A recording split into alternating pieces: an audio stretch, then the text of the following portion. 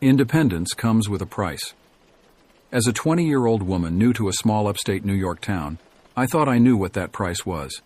Loneliness, the awkwardness of building a life from scratch, the strange silence of nights in an unfamiliar place. I'd moved 60 miles from my hometown seeking a fresh start, carrying with me a love for camping and the Adirondacks that felt like the only familiar thing left in my world. The power line clearing caught my eye during one of my exploratory walks. It cut perpendicular through the woods near my new place, creating a strange corridor of open space between the dense trees. There was a house visible from the road, but as I followed the maintenance trail uphill, I discovered how quickly civilization disappeared behind the thick forest wall. The idea formed slowly, then all at once. I could camp here. Not deep in the Adirondacks where a solo female camper might be asking for trouble, but close enough to civilization to feel safe, far enough to feel like an adventure. I found the perfect spot off a deer trail that branched from the power line clearing, a flat, grassy area that seemed to wait for my tent, sheltered by trees but open to the sky. After clearing away dead wood, I set up camp with the precise movements of someone who'd done this dozens of times before, though never alone. The fire pit I built felt like a statement. I am here, I am capable, I belong. That first night brought the expected creepiness of sleeping alone in the woods, but I dismissed it as natural anxiety. New experiences build new skills, I told myself. Independence means pushing boundaries. The night passed without incident, and morning found me feeling triumphant, even a little smug about my successful solo camping venture. The next day, with the confidence of someone who'd claimed this space as their own, I decided to explore further down the path. The July sun filtered through the canopy as I walked, occasionally catching glimpses of distant fields through the trees. A fence separated the path from those civilized spaces, reinforcing my sense of being in a world between, not quite wilderness, not quite town. After about an hour's walk, I discovered another path branching to the right. The day felt golden, perfect. Birds singing, sun high overhead, the air warm but not stifling. Nothing suggested I should turn back. Nothing warned me about what lay ahead. The van appeared around a slight curve in the path, its 1970s bulk incongruous among the summer greenery. Like a relic from another time, it sat partially consumed by weeds, its once white surface streaked with brownish-red stains that ran from the doors downward. The rational part of my mind suggested rust, but something deeper, more instinctual, whispered other possibilities. I approached it anyway, protected by the false confidence of broad daylight. Through windows dulled by decades of weather, I could make out shredded curtains and what looked like bedding in the back, torn apart as if by fury or desperation. Clothing scattered inside spoke of another era, wide collars, patterns that hadn't been fashionable in 40 years. I found myself snickering at the dated styles, using humor to push back against the first stirrings of unease. The path continued past the van, curving slightly again, and I followed it without thinking. That's when everything changed. That's when my body recognized danger before my mind could process what my eyes were seeing.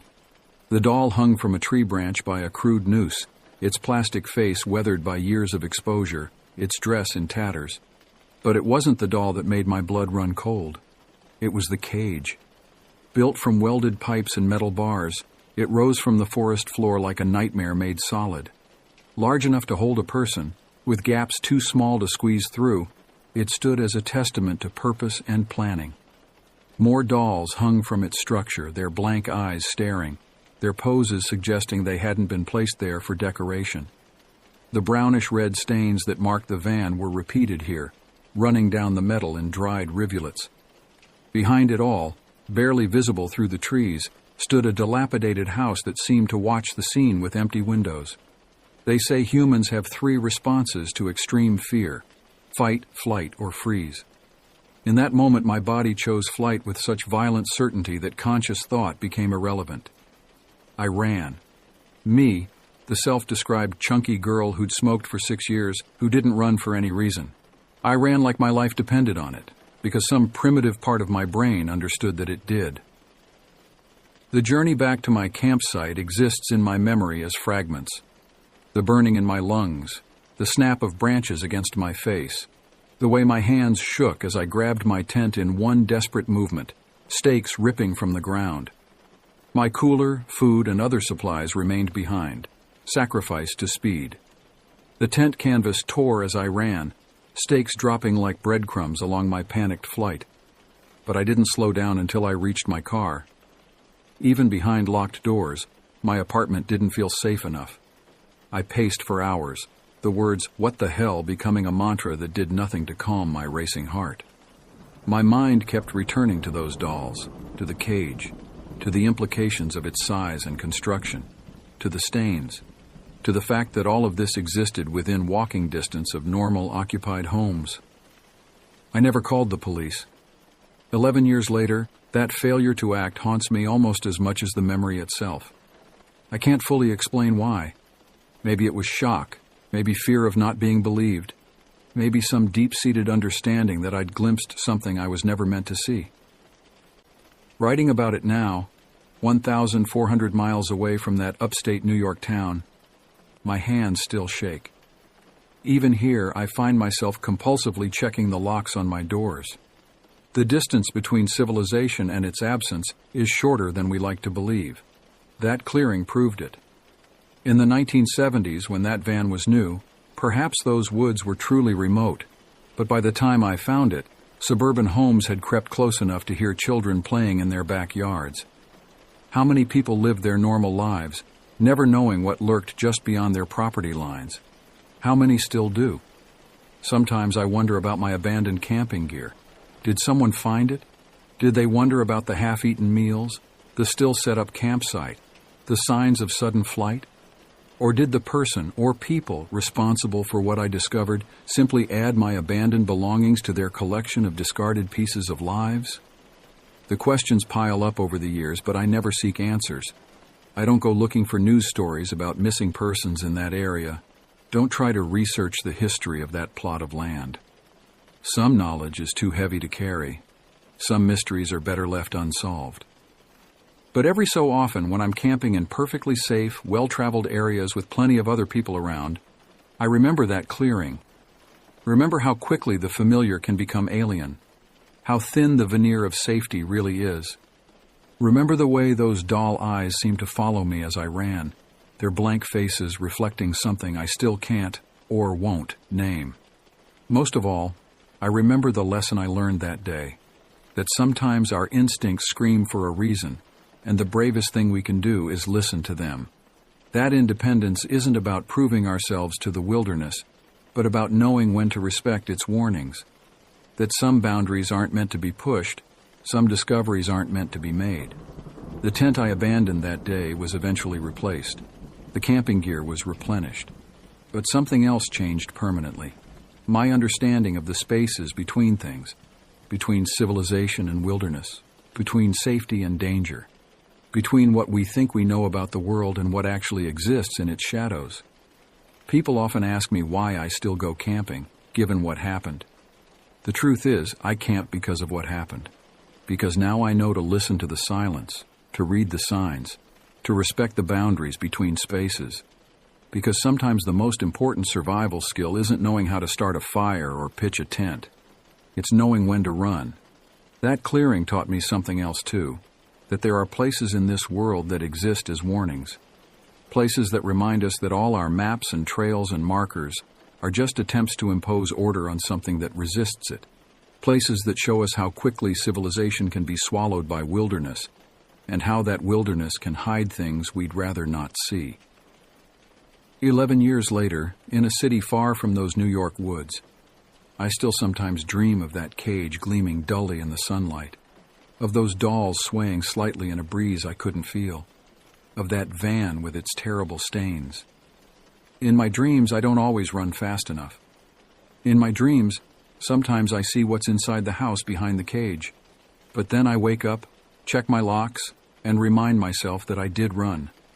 That whatever history lay buried in that clearing remains there, undisturbed by my brief intrusion into its space.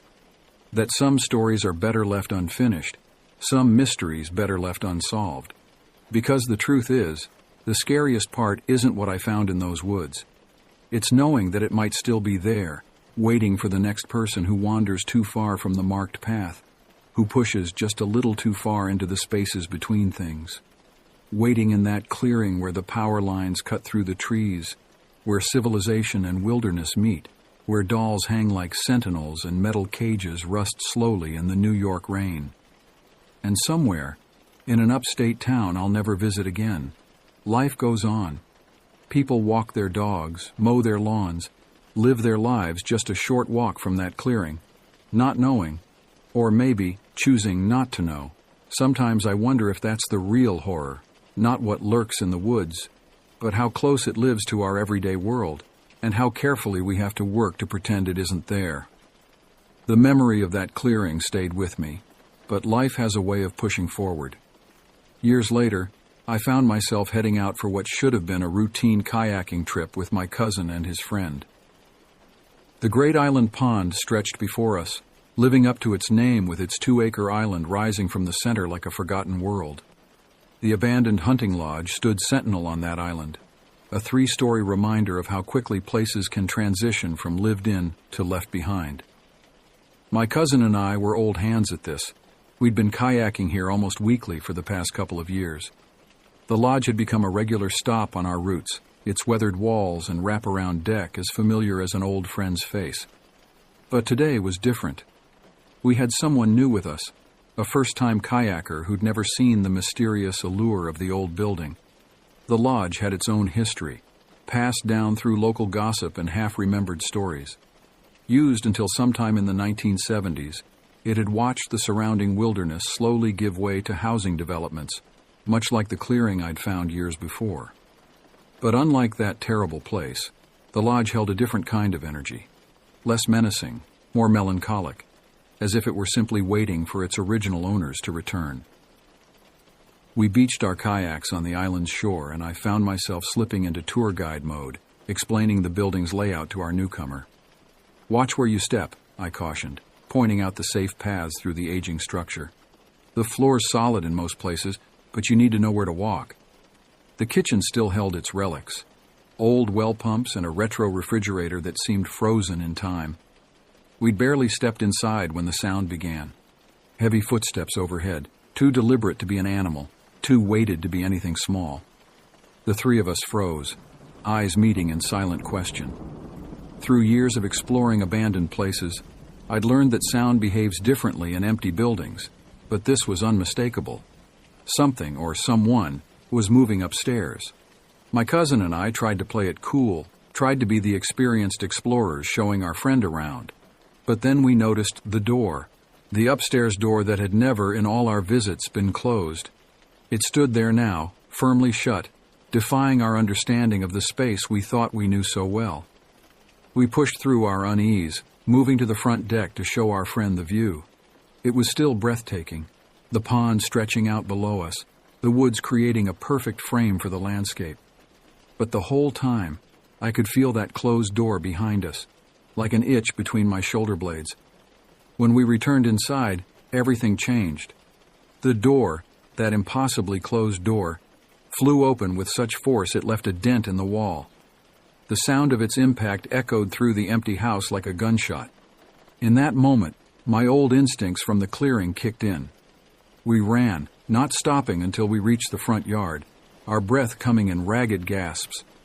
5 minutes of nervous discussion followed, our voices low as if something might still hear us. Logic fought with instinct. There had to be an explanation.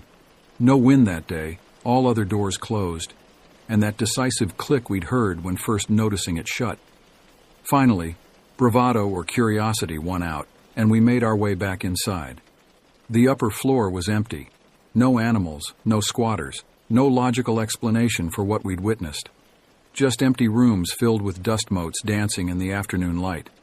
The door stood innocently open, the fresh dent in the wall the only evidence that something impossible had occurred. Later, safely back on the water, we tried to rationalize what had happened. But like that clearing years ago, some experiences defy explanation. They exist in the spaces between what we know and what we fear, between the civilized world and the wilderness that waits to reclaim it. The lodge still stands on its island, still draws kayakers and curious explorers. My cousin and I still make our trips there, though something has changed in how we approach it. We're more cautious now, more aware of the thin line between observer and intruder. Sometimes, looking up at those windows from the water, I think I see movement inside. But I've learned some things are better left uninvestigated.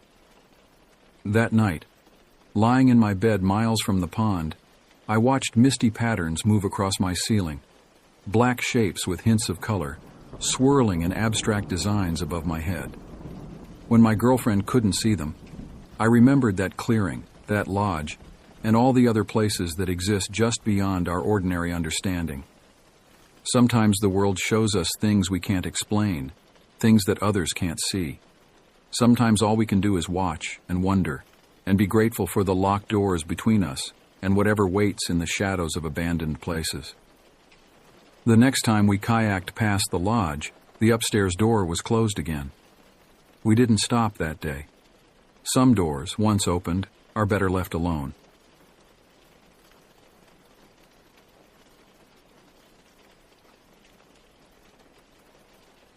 As a freelance writer constantly juggling deadlines and battling writer's block, I'd been looking forward to this trip for weeks.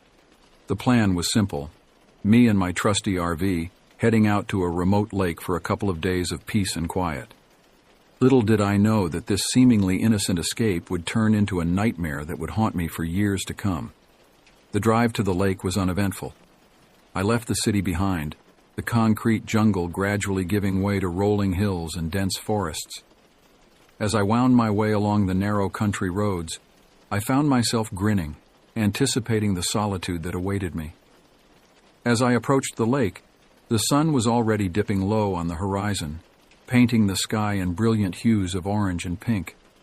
The lake itself was a mirror, reflecting the sky's vibrant colors and the silhouettes of the surrounding pines. It was breathtaking, and for a moment, I forgot all about my writing woes and looming deadlines.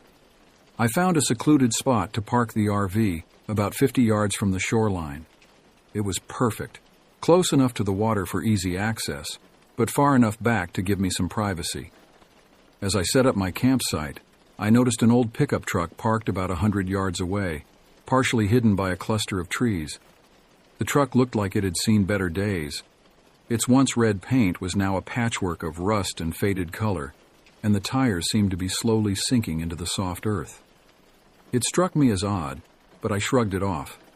Probably belonged to some old-timer who used the lake as his private fishing spot. With the RV parked and leveled, I set up my folding chair by the water's edge. I cracked open a cold beer from the cooler and took a long, satisfying swig. The stress of the city seemed to melt away with each passing moment. As darkness fell, I lit a small campfire and roasted some hot dogs for dinner. The night was quiet, almost unnaturally so. No crickets chirping, no frogs croaking, just the occasional pop and crackle from the fire. It should have been peaceful, but something about the silence made the hair on the back of my neck stand up. After dinner, I decided to take a walk around the area, partly to work off the hot dogs and partly to shake off the unease that had settled over me. I grabbed my flashlight and set off along the lakeshore. The moon was nearly full, casting an eerie glow over the landscape. Long shadows stretched across the ground, and the trees on the far side of the lake looked like dark sentinels standing guard. As I walked, I noticed something strange, fresh footprints in the mud near the water's edge. Curiosity got the better of me, and I followed the trail. It led away from the lake and towards the old pickup truck I'd noticed earlier. As I got closer, I saw a faint light coming from inside the truck's cab. My heart began to race. Someone was in there. I crept closer, trying to stay quiet. When I reached the truck, I peered through the cracked rear window. What I saw made my blood run cold. A man was hunched over in the back seat, surrounded by piles of ratty clothes and empty food cans. He was muttering to himself, his hands moving frantically as if searching for something. In the dim light of a battery-powered lantern, I could see that his clothes were torn and filthy, his hair a matted mess. I backed away slowly, not wanting to alert him to my presence. But as I turned to leave, I heard his mutterings more clearly. The words were still indistinct, but the tone sent shivers down my spine. It was a mix of fear and anger, punctuated by what sounded like quiet sobs. I hurried back to the RV. Once inside, I locked the door and pulled down all the shades. My mind was racing. Who was that man? Why was he living in that old truck? Was he dangerous? I turned on the small TV, hoping the noise would drown out my thoughts and calm my nerves. Hours passed, and I found myself drifting off to sleep despite my unease. But just as I was about to succumb to exhaustion, a sound jolted me awake. A soft, hesitant knock on the RV door. My heart leaped into my throat. I grabbed the heavy-duty flashlight I kept by the bed. It could serve as a weapon if needed, and approached the door cautiously. "Who's there?" I called out, trying to keep my voice steady. No response came. Just another knock, more insistent this time. "I said, who's there?" I repeated, louder now. Finally, a voice answered, weak, raspy, barely above a whisper. "Please, help me." I hesitated, my hand on the door handle. Everything in me screamed that this was a bad idea, that I should call the police or simply drive away. But something in that voice, the raw desperation, made me pause. Slowly, I cracked open the door, keeping the chain lock engaged. The man from the truck stood there, looking even more haggard up close. His eyes were wild, darting back and forth as if expecting something to leap out of the shadows at any moment. "What do you want?" I asked, still not opening the door fully. "Please," he repeated, his voice shaking. "Someone's after me. He's going to kill me. I need help." I weighed my options quickly. We were miles from the nearest town, and cell reception out here was spotty at best. Even if I called the police, it could be hours before they arrived. And if this man was truly in danger... Against my better judgment, I unlatched the chain and opened the door. "Come in," I said, stepping back to let him enter. "But I'm warning you, any funny business and you're out. Got it?" He nodded frantically and stumbled inside. I directed him to sit at the small table while I fetched a bottle of water from the fridge. "What's your name?" I asked as I handed him the water. He gulped it down before answering. "Martin. My name's Martin." "Okay, Martin. Tell me what's going on. Who's after you?" Martin's hands shook as he set down the empty bottle. "I was hiking through the forest a few days ago when I came across this old cabin. It was raining, so I thought I'd take shelter inside. I thought it was abandoned, but..." He trailed off, his eyes going distant. "But what?" I prompted. "There was someone living there, a man. He wasn't right in the head. When he found me, he went berserk, started screaming about trespassers and thieves. He had a knife." Martin's hand unconsciously went to his side, and I noticed a dark stain on his shirt that I hadn't seen before. "Did you go to the police?" I asked. Martin shook his head vehemently. "I tried, but he followed me. He knows these woods better than anyone. Every time I thought I'd lost him, he'd show up again. I've been running for days. When I saw your RV, I thought..." I hoped. Just then, a loud bang resonated through the RV, like something heavy hitting the side. I felt my heart skip a beat. "Stay here," I told Martin, grabbing my flashlight and the hunting knife I kept in a kitchen drawer. With shaking hands, I unlocked the door and stepped outside. The night air was cold, raising goosebumps on my skin. The campfire had died down to glowing embers, casting just enough light to create moving shadows at the edge of my vision. I swept the flashlight beam across the clearing, seeing nothing out of place. I was about to head back inside when a low, menacing voice spoke from the darkness. "Where is he?" I spun around, my heart pounding so hard I could hear it in my ears. A figure stood at the edge of the clearing, a man, tall and powerfully built. His face was hidden in the shadow of a hood, but I could see the glint of moonlight on the blade of a knife in his hand. "Get out of here!" I shouted, trying to sound braver than I felt. "Leave us alone!" The man took a step forward. "Give me the little rat and I'll go. Otherwise..." He left the threat hanging in the air. I knew in that moment that there was no reasoning with this man. Whatever had happened between him and Martin, it had pushed him beyond the limits of sanity. I had to protect myself and the terrified man in my RV. I backed towards the door, keeping the flashlight trained on the intruder. Just as my hand found the handle, The man lunged forward with surprising speed. His knife slashed through the air where I had been standing a second before. Instinct took over. I swung the heavy flashlight with all my might, connecting with the side of his head. He staggered back, momentarily stunned. I used that precious moment to dive into the RV, slamming and locking the door behind me. "We need to get out of here now!" I yelled to Martin, who was cowering in the corner. I jumped into the driver's seat and turned the key. The engine roared to life just as the man outside began pounding on the door, trying to force his way in. I threw the RV into drive and stomped on the gas. We lurched forward, tires spinning in the soft earth before finding purchase. The attackers' enraged shouts faded as we sped away from the campsite, deeper into the forest on the narrow access road. For what felt like hours, we drove through the night. Every shadow seemed to hide a threat, every bend in the road a potential ambush. Martin sat silently in the passenger seat, jumping at every noise. Finally, we emerged from the forest and found ourselves on a main road. I didn't slow down until I saw the lights of a small town in the distance. I pulled into the parking lot of a 24-hour diner, the bright fluorescent lights a stark contrast to the darkness we'd just escaped. "Wait here," I told Martin. I went inside, explained the situation to the startled waitress, and used the phone to call 911. Within minutes, 2 police cruisers pulled into the parking lot, lights flashing. I recounted the whole story to the officers: the footprints by the lake, the man in the truck, the attack at the RV. They took Martin into custody, assuring me they would get him the medical and psychological help he clearly needed. As I watched them drive away, I felt a mixture of relief and lingering fear. The ordeal was over, but I couldn't shake the feeling that it wasn't truly finished. The attacker's face, hidden by that hood, haunted my thoughts. He was still out there somewhere in those dark woods, waiting. I spent the rest of the night in the RV, parked under the bright lights of the diner. Sleep was impossible. Every sound made me jump, every shadow seemed to move. As the first light of dawn broke through the darkness, I made a decision. I couldn't go back to my normal life, not yet. The shadow of that night loomed too large. I needed time to process, to heal. I packed up the RV, made sure I had enough supplies, and set off down the highway. I had no destination in mind, just a need to keep moving, to put distance between myself and that lake. The road stretched out before me, a ribbon of possibility.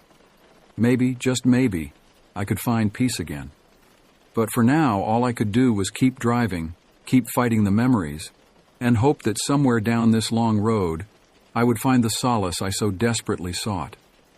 As the sun rose higher in the sky, painting the world in warm, comforting colors, I allowed myself a small smile. Whatever lay ahead, I knew one thing for certain: this was going to make one hell of a story.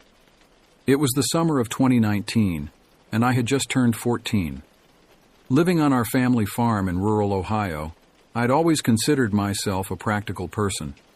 Despite my family's inclination towards the supernatural, I'd chosen the path of skepticism.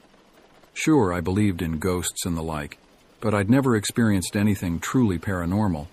That is, until that fateful July night when everything changed. Our farmhouse, a weathered structure that had stood for generations, was surrounded by vast fields of corn and soybeans. Beyond the cultivated land lay an ancient forest, its gnarled trees standing sentinel at the edge of our property. I'd spent countless hours exploring those woods during daylight, but never dared venture into their depths after dark. My sister, Kendra, had always been the more sensitive one. She'd talk about spirits and entities as if they were old friends, spinning tales of ghostly visitors that I'd dismiss with an eye roll. But on that sweltering July afternoon, something was different. Kendra burst into the living room, her face ashen and her body trembling. "There's something evil in the forest," she whispered, her voice cracking. "A demonic presence. I felt it watching me." I wanted to laugh it off, to tell her she was being ridiculous. But the terror in her eyes was real. For the first time, I felt a flicker of doubt in my steadfast disbelief. As night fell, a restlessness settled over me. The rational part of my brain insisted that Kendra's fears were unfounded, but a primal instinct urged me to investigate, At 2:49 a.m., I made a decision that would haunt me for years to come. Grabbing my flashlight, pocket knife, and fully charged phone, I slipped out of the house. The warm summer air felt oppressive as I approached the tree line. My heart pounded in my chest, but curiosity and a misplaced sense of bravery propelled me forward. The forest swallowed me whole. Shadows danced at the edge of my flashlight beam, and every snapping twig sent a jolt of adrenaline through my body. I pushed deeper, losing track of time as the trees grew denser and the undergrowth more tangled. After what felt like an eternity, I paused to catch my breath. The silence was deafening. No crickets chirped, no owls hooted. It was as if the entire forest was holding its breath. That's when I felt it, an unmistakable sensation of being watched. I spun around, my flashlight cutting through the darkness. Nothing. But the feeling persisted, growing stronger with each passing second.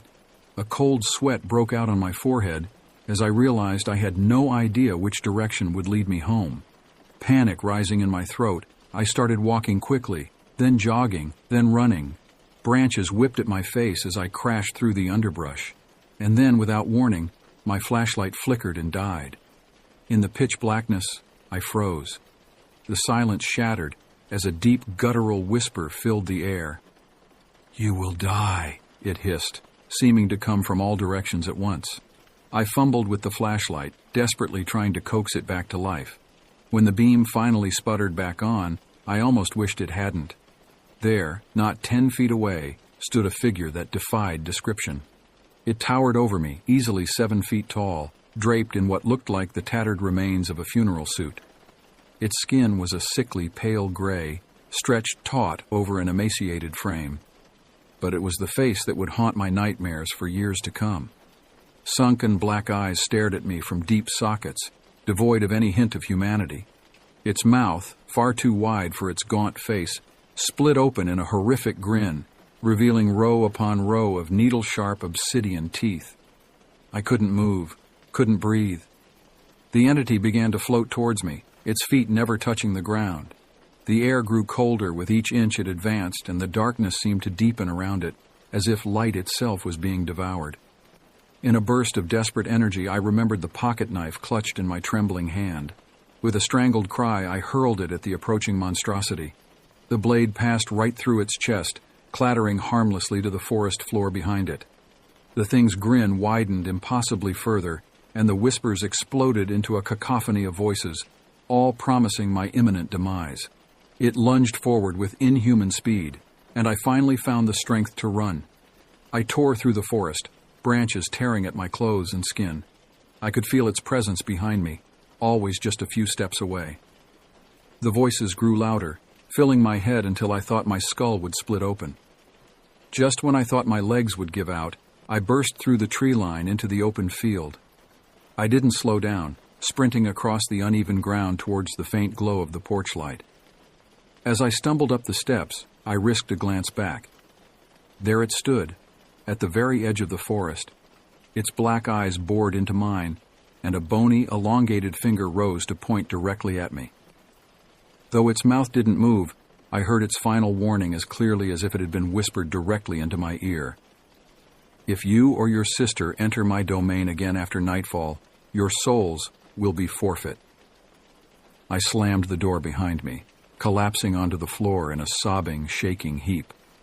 It took hours for my racing heart to calm, and days for the scratches and bruises to fade. But the memory of that night has never left me. In the years since, I've caught glimpses of it standing at the forest's edge, always watching. If I stare too long, my nose begins to bleed, a visceral reminder of the power it holds. Kendra and I have never spoken of that summer night, but I know she feels its presence too. The woods that were once my playground have become a forbidden realm. As I write this, I can see the tree line from my window, and there, just barely visible in the gathering dusk, stands a tall, thin figure. Waiting. Watching. I know that one day it will call me back to the forest.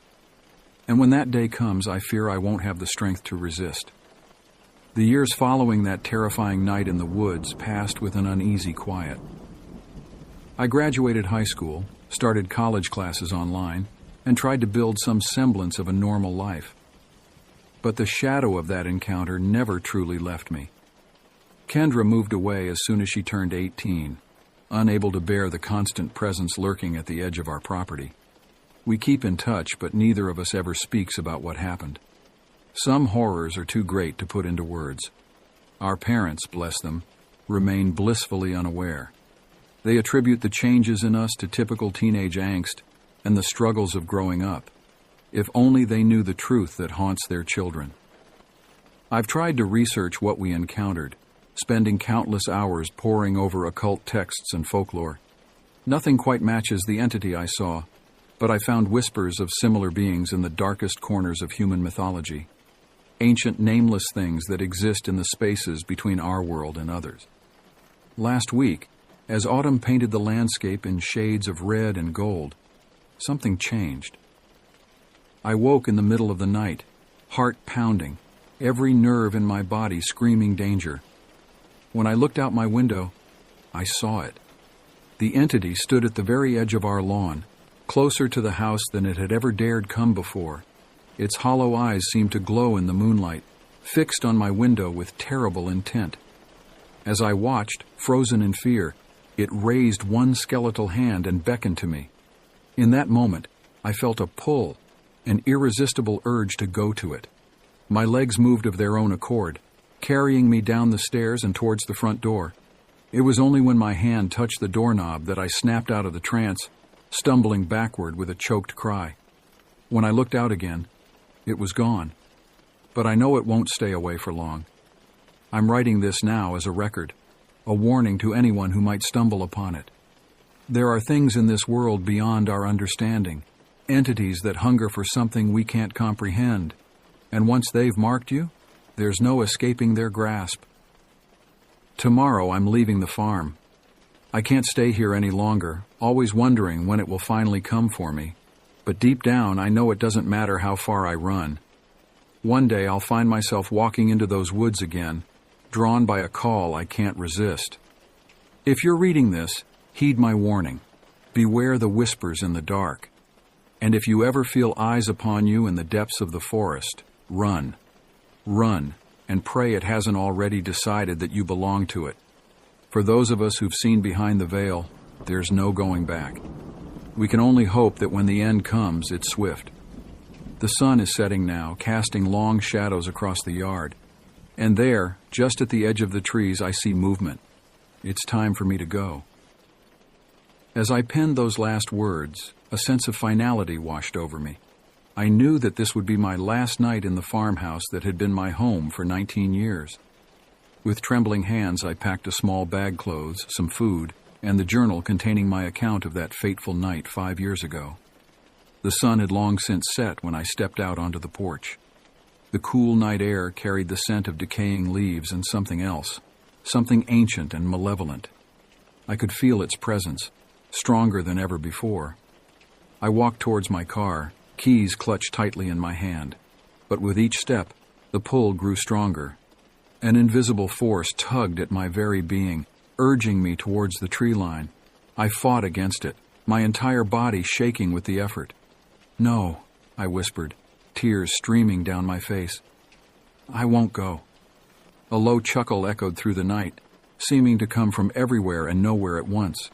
The entity materialized at the edge of the forest, its hollow eyes fixed upon me. It raised one skeletal hand, beckoning. In that moment, I made a choice. I wouldn't run anymore. Whatever this thing was, whatever it wanted from me, I would face it head on. With a deep breath, I turned away from my car and walked towards the woods. As I approached, the entity's form seemed to flicker and shift. Its grin widened impossibly, black teeth gleaming in the moonlight. When I stood before it, mere inches separating us, it spoke for the first time in a voice like grinding stone. "You have come at last." "What do you want from me?" I demanded, surprised by the steadiness in my voice. The thing cocked its head, an almost curious gesture. "To show you the truth," it rasped. Before I could react, its hand shot out, grasping my wrist. Pain exploded behind my eyes as visions flooded my mind. I saw the birth of stars and the death of worlds. Realities beyond human comprehension unfolded before me. In an instant I understood. This entity, this guardian of the veil, had been testing me, preparing me. For in that moment of cosmic awareness, I realized that I was more than just a frightened teenager. I was a nexus point, a focal point of energies beyond mortal understanding. As the visions faded, I found myself on my knees in the damp earth. The entity stood over me, but the malevolence was gone from its gaze. Instead, I saw something akin to respect. "You have seen," it said. "Now you must choose." I understood the choice before me. I could flee, try to live a normal life always haunted by the knowledge of what existed beyond our reality. Or I could embrace this new awareness, become a guardian myself, protecting the boundary between worlds. With shaking legs I stood. "I choose to stay," I said, my voice stronger than I felt. The entity nodded, extending its hand once more. This time, when I took it, there was no pain, only a sense of purpose flooding through me. As dawn broke over the horizon, casting golden light across the fields, I looked back at the farmhouse one last time. My old life was over, but a new one, stranger and more terrifying than I could have imagined, was just beginning. I stepped into the forest, the entity by my side, ready to face whatever lay ahead. The trees seemed to part before us, revealing a path into the unknown. As we walked deeper into the woods, the mortal world fell away, and I embraced my new role as a guardian of the veil.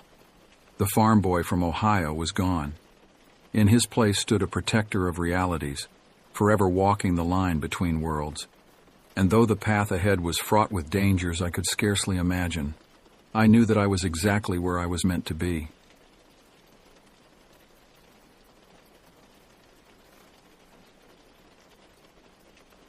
The scratching sound still wakes me up at night. 3 years have passed since that night at Black Canyon Rim, but some scars never heal. They just scab over, waiting to be torn open again by the slightest trigger. The sound of leaves crunching under feet, the slight fog of breath on glass, the memory of those eyes. But I should start from the beginning. I wasn't always drawn to isolated places. Growing up in Phoenix, I was a city kid who thought camping meant sleeping in the backyard. That changed when I was 14. My parents, trying to break my unhealthy obsession with video games, forced me on a summer-long wilderness program.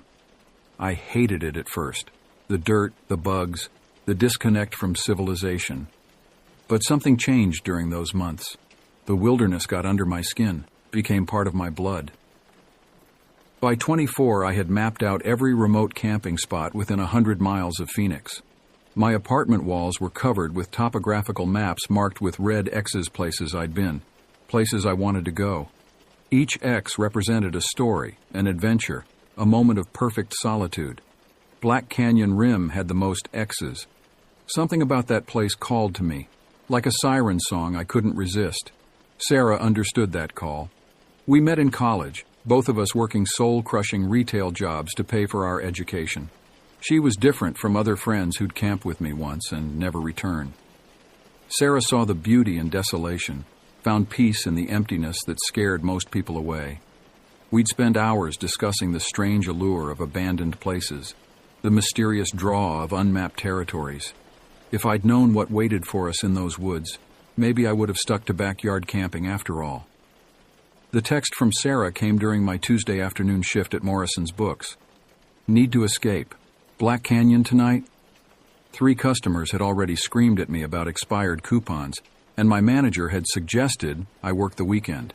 Again. "God, yes," I texted back. "Usual spot?"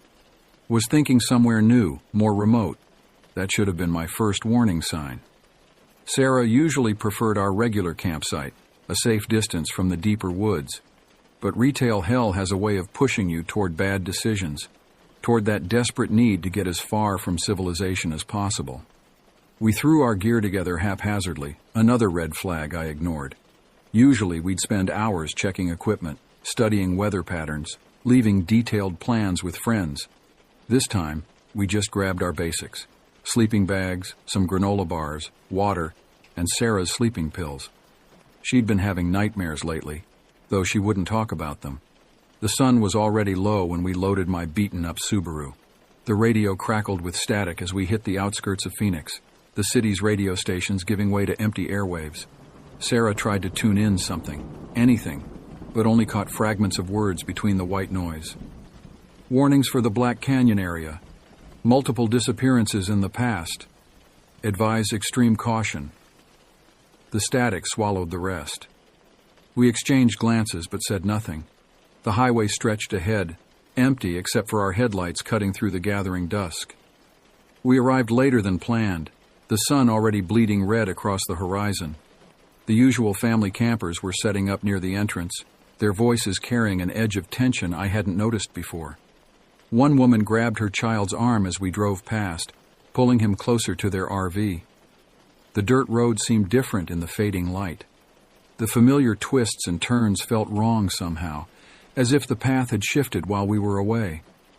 Our headlights caught movement in the trees, quick darting shapes that vanished when you looked directly at them. "Did you see that?" Sarah asked, pressing her face against the passenger window.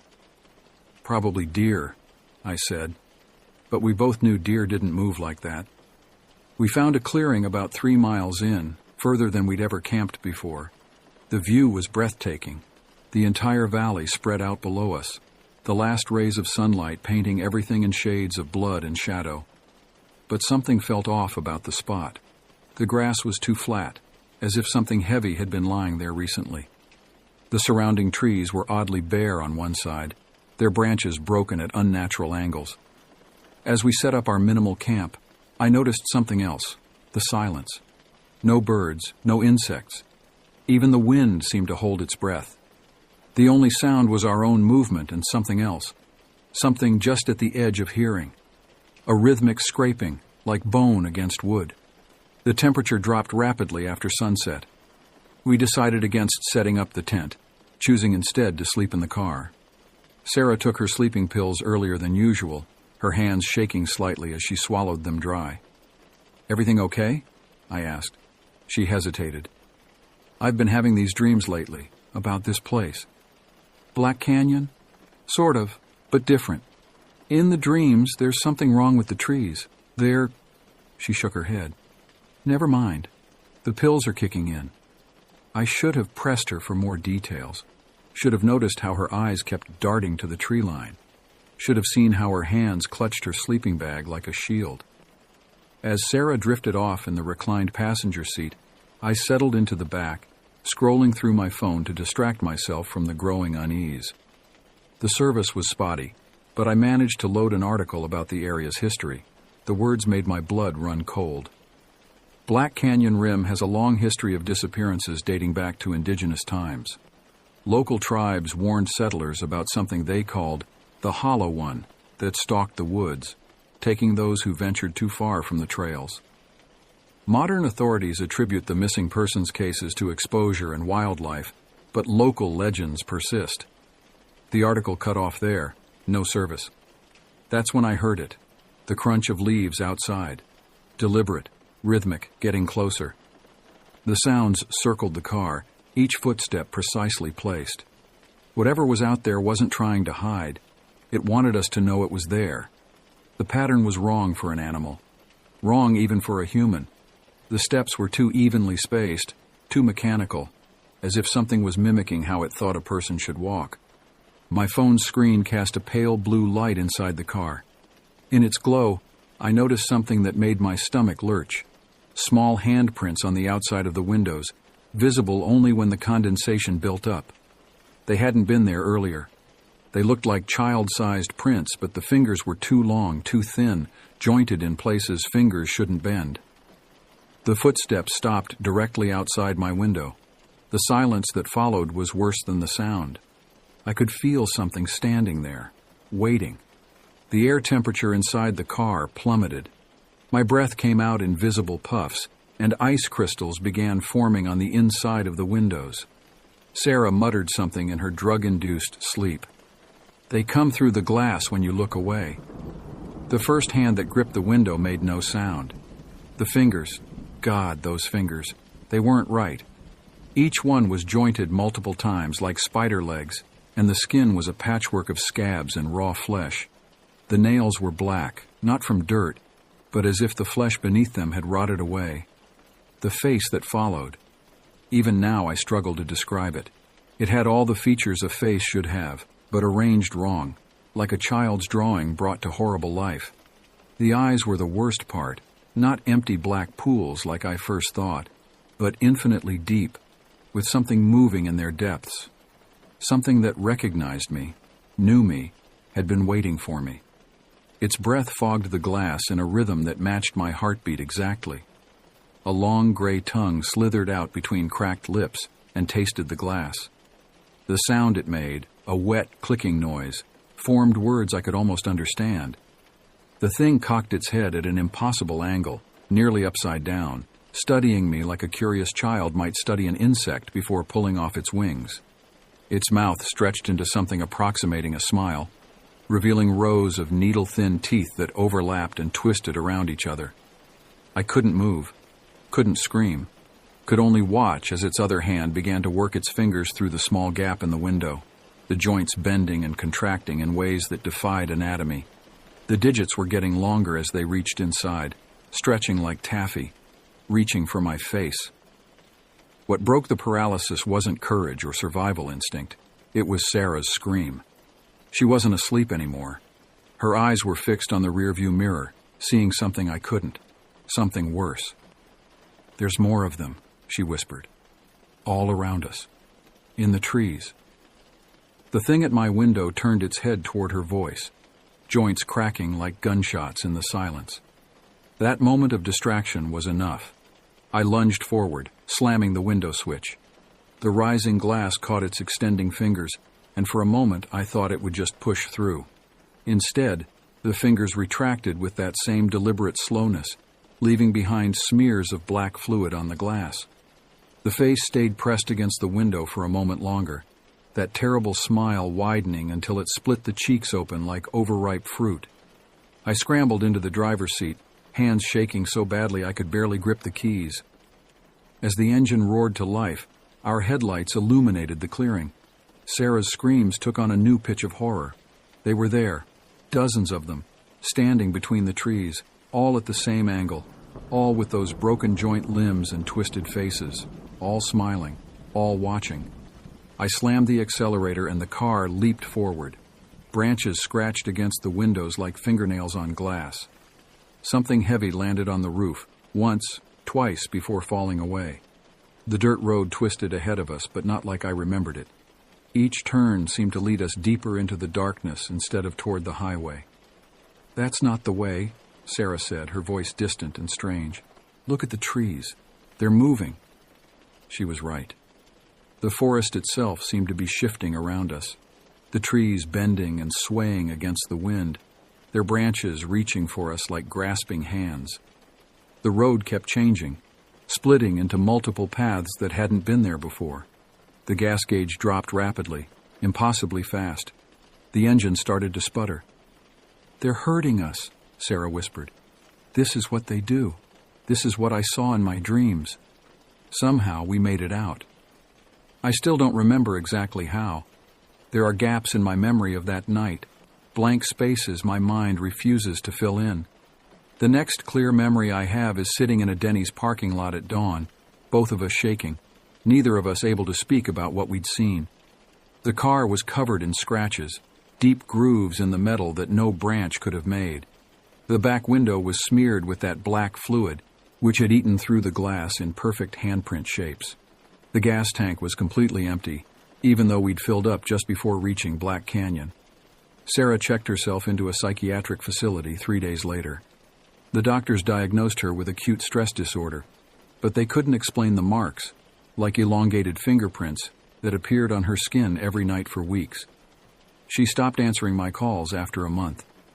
Last I heard, she'd moved to Alaska, where the summer sun never fully sets. I developed an obsession with researching Black Canyon's history. The deeper I dug, the worse it got. Dozens of disappearances over the years, always following the same pattern. Campers venturing too far from the marked trails. Cars found abandoned, their gas tanks empty. Strange marks on trees and windows. The nightmares are constant now. Not just about what I saw, but about what I feel is still coming. The handprints appear on my windows sometimes, on the inside, even though I live on the 10th floor. The doctors say it's PTSD, tell me to take pills like Sarah did, but the pills don't stop the sounds at night. Don't explain the long, jointed shadows I see moving just at the edge of my vision. Don't account for the way my mirrors sometimes reflect faces that aren't quite right, smiling with too many teeth. 6 months after our encounter, I received an anonymous envelope containing photographs from various trail cameras in Black Canyon. Most were normal deer, coyotes, hikers, but there was one, time-stamped the night we were there, that made me burn all the others. It showed our car, surrounded by those things, but it wasn't what they were doing that terrified me. It was what the camera caught through the car windows. Because while I remember being awake, remember seeing that face at my window, the photo shows both Sarah and me asleep. Both of us smiling the same twisted smile as the things outside. I've heard similar stories since then, always in whispered conversations, always from people with that same haunted look in their eyes. They talk about the way the forest changes at night, about the sounds of footsteps that match their heartbeats, about the dreams that feel more real than waking. Some say the things out there are getting bolder, venturing closer to populated areas. There are reports of handprints appearing on windows in houses near the forest edge, of children talking about smiling faces that watch them through windows at night, of people walking into the woods and coming back, different. I don't go camping anymore. Can't even sleep near windows. The therapists say I need to face my fears, to accept that what I experienced was some combination of sleep deprivation and stress. They say there are no such things as monsters.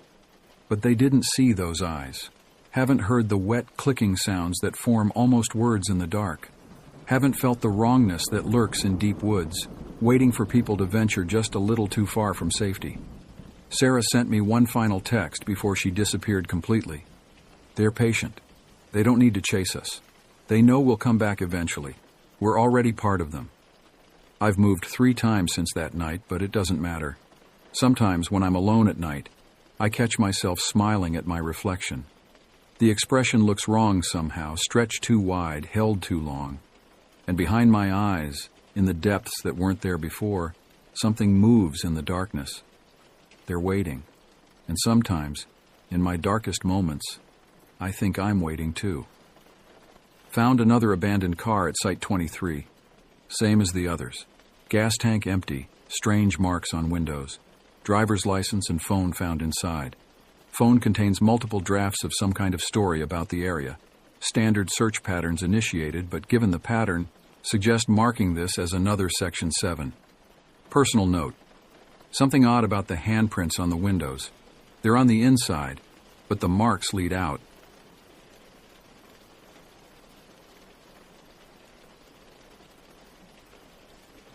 My name is Charles Davis. This is the story of how my life changed forever on July 17, 2000. To the outside world, I was just another face in the crowd. Happily married, mortgage, 2 kids and a dog. You know, the regular guy thing. At least that's what everyone believed. The real job, the one that paid the bills and haunted my dreams, that was a different story entirely. See, while the world believes in Bigfoot and the Loch Ness Monster, the government knows there's more out there, more that needs taking care of. That's where I came in. It was a crisp summer evening when they called us in. A string of disappearances had been plaguing Blackwater National Forest. Hikers vanishing without a trace, locals whispering about unseen predators and old legends resurfacing. My team was small, just me and Martinez.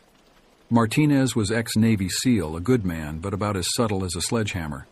We worked better at night, under cover of darkness and whatever plausible deniability the suits could spin up afterwards. July in Oregon has that lingering twilight that casts long shadows across the hills. The forest felt restless, like even the trees were holding their breath. We picked up the trail of one of the vanished, a lone camper. Gear abandoned, tent shredded apart like a wild animal had done it, but no blood. Martinez swore under his breath, said this felt wrong, too clean. I followed my gut, took a point off trail, down a gully thick with ferns. That's when we found it. A cave well hidden, stinking of old blood and something foul underneath.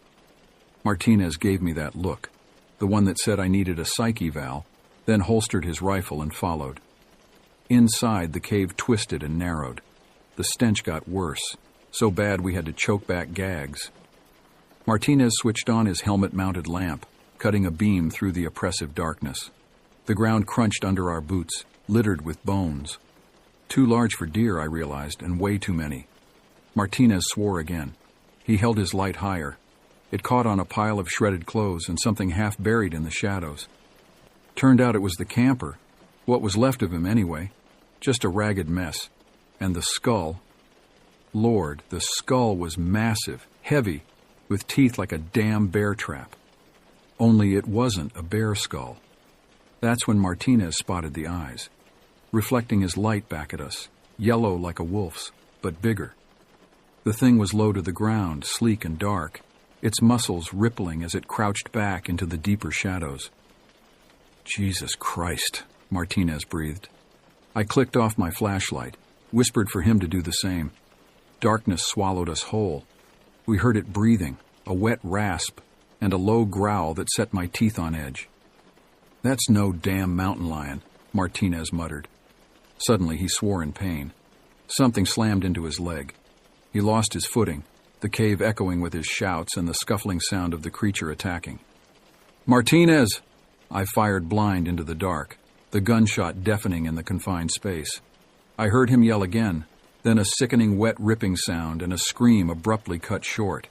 Then silence. Heavy, suffocating silence broken only by the thud of my own heart and the dripping of blood, hot down my leg. The damn thing had gotten me, too. I fumbled for something, anything. Found Martinez's discarded flashlight, snapped it on. The beam cut through the gloom, found a smear of blood, then drag marks leading deeper into the cave. Martinez was gone. I inched forward, gun ready, pain lancing through my leg with every step. I couldn't go back, not alone, not without knowing. Up ahead, the tunnel widened into a bigger chamber. The flashlight picked out movement in the far corner. I tensed, sighted down the barrel of my gun, and then froze. The thing was hunkered over Martinez's body, feeding. It was huge, bigger than I thought even in the low light. Thick, powerful legs, long clawed arms, and a muzzle dripping with Martinez's blood.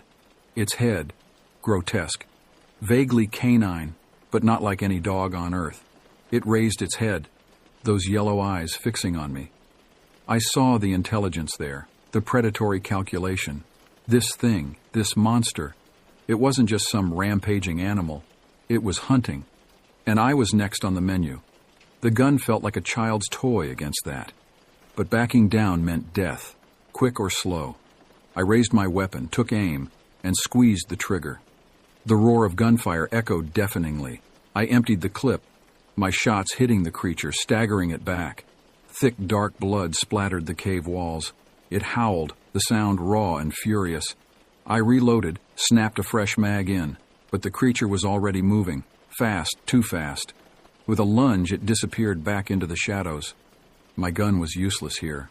The creature knew this cave system better than me, and it knew how to fight in the dark. It was stalking me now, picking its moment.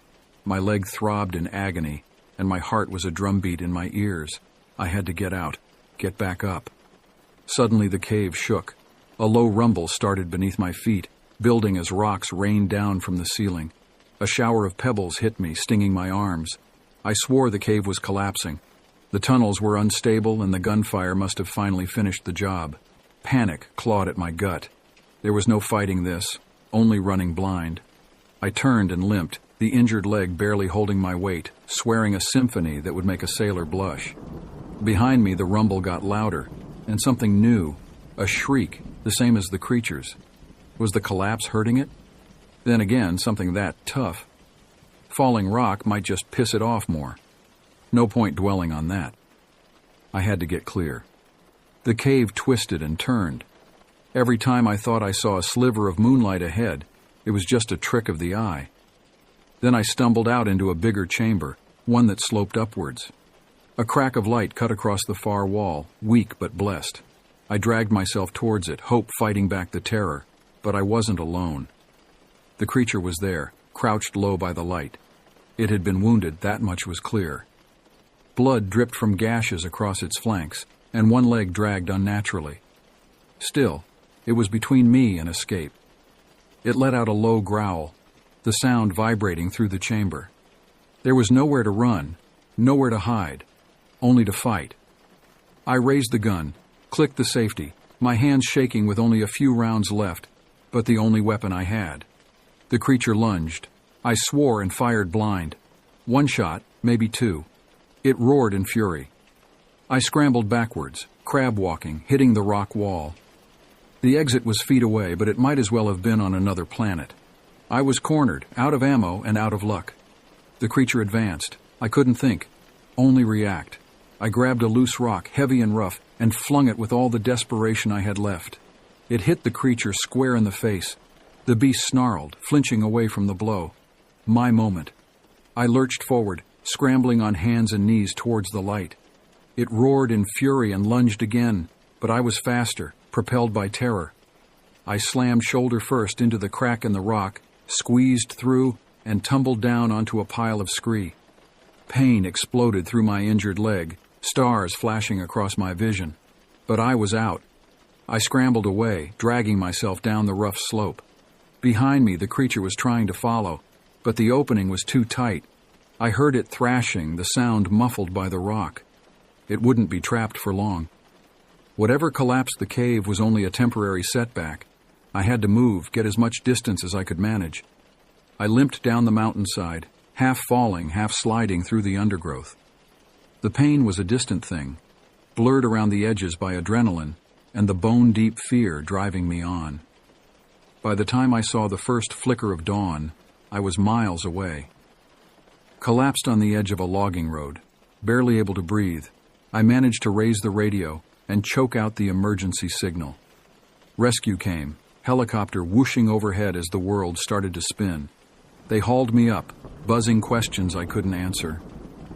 All I could do was look back at the mountain looming darkly and pray my warning had been enough. The aftermath was the same mess on a grander scale as always. The blur of the hospital, then the suits swooping in, all sharp lines and grim faces, orders, oaths, and the thinly veiled threats that kept people like me silent. The official report was a rock slide, the usual cover-up.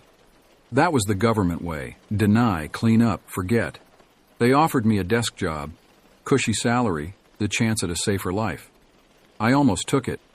Martinez's torn face flashed in my memory, a visceral reminder of the cost of that safety. I packed my bag, took a hardship leave, cashed out my retirement fund, and bought a beat-up old RV. I told the world I was going to find Bigfoot, maybe write a book. They laughed, patted me on the back, happy to see another broken agent fade into obscurity. Only I wasn't disappearing. The world was too big, the shadows too vast. There were more monsters out there, lurking just out of sight, feeding on those who strayed too far off the path. And the world needed fools like me to stand against them, even if we never got the recognition, even if all that waited at the end of the road was a lonely death in the dark. That night I drove south towards a sliver of wilderness marked on the map. Just me, a case full of gear, and the open road. Ahead lay 100 strange towns, 1,000 unsolved disappearances, and the endless battle fought under the indifferent stars. Maybe Martinez wouldn't have approved, but Martinez wasn't there to choose anymore. I checked the rearview mirror. No headlights followed, no men in black suits, just the empty highway, stretching into a darkness I wasn't afraid of anymore.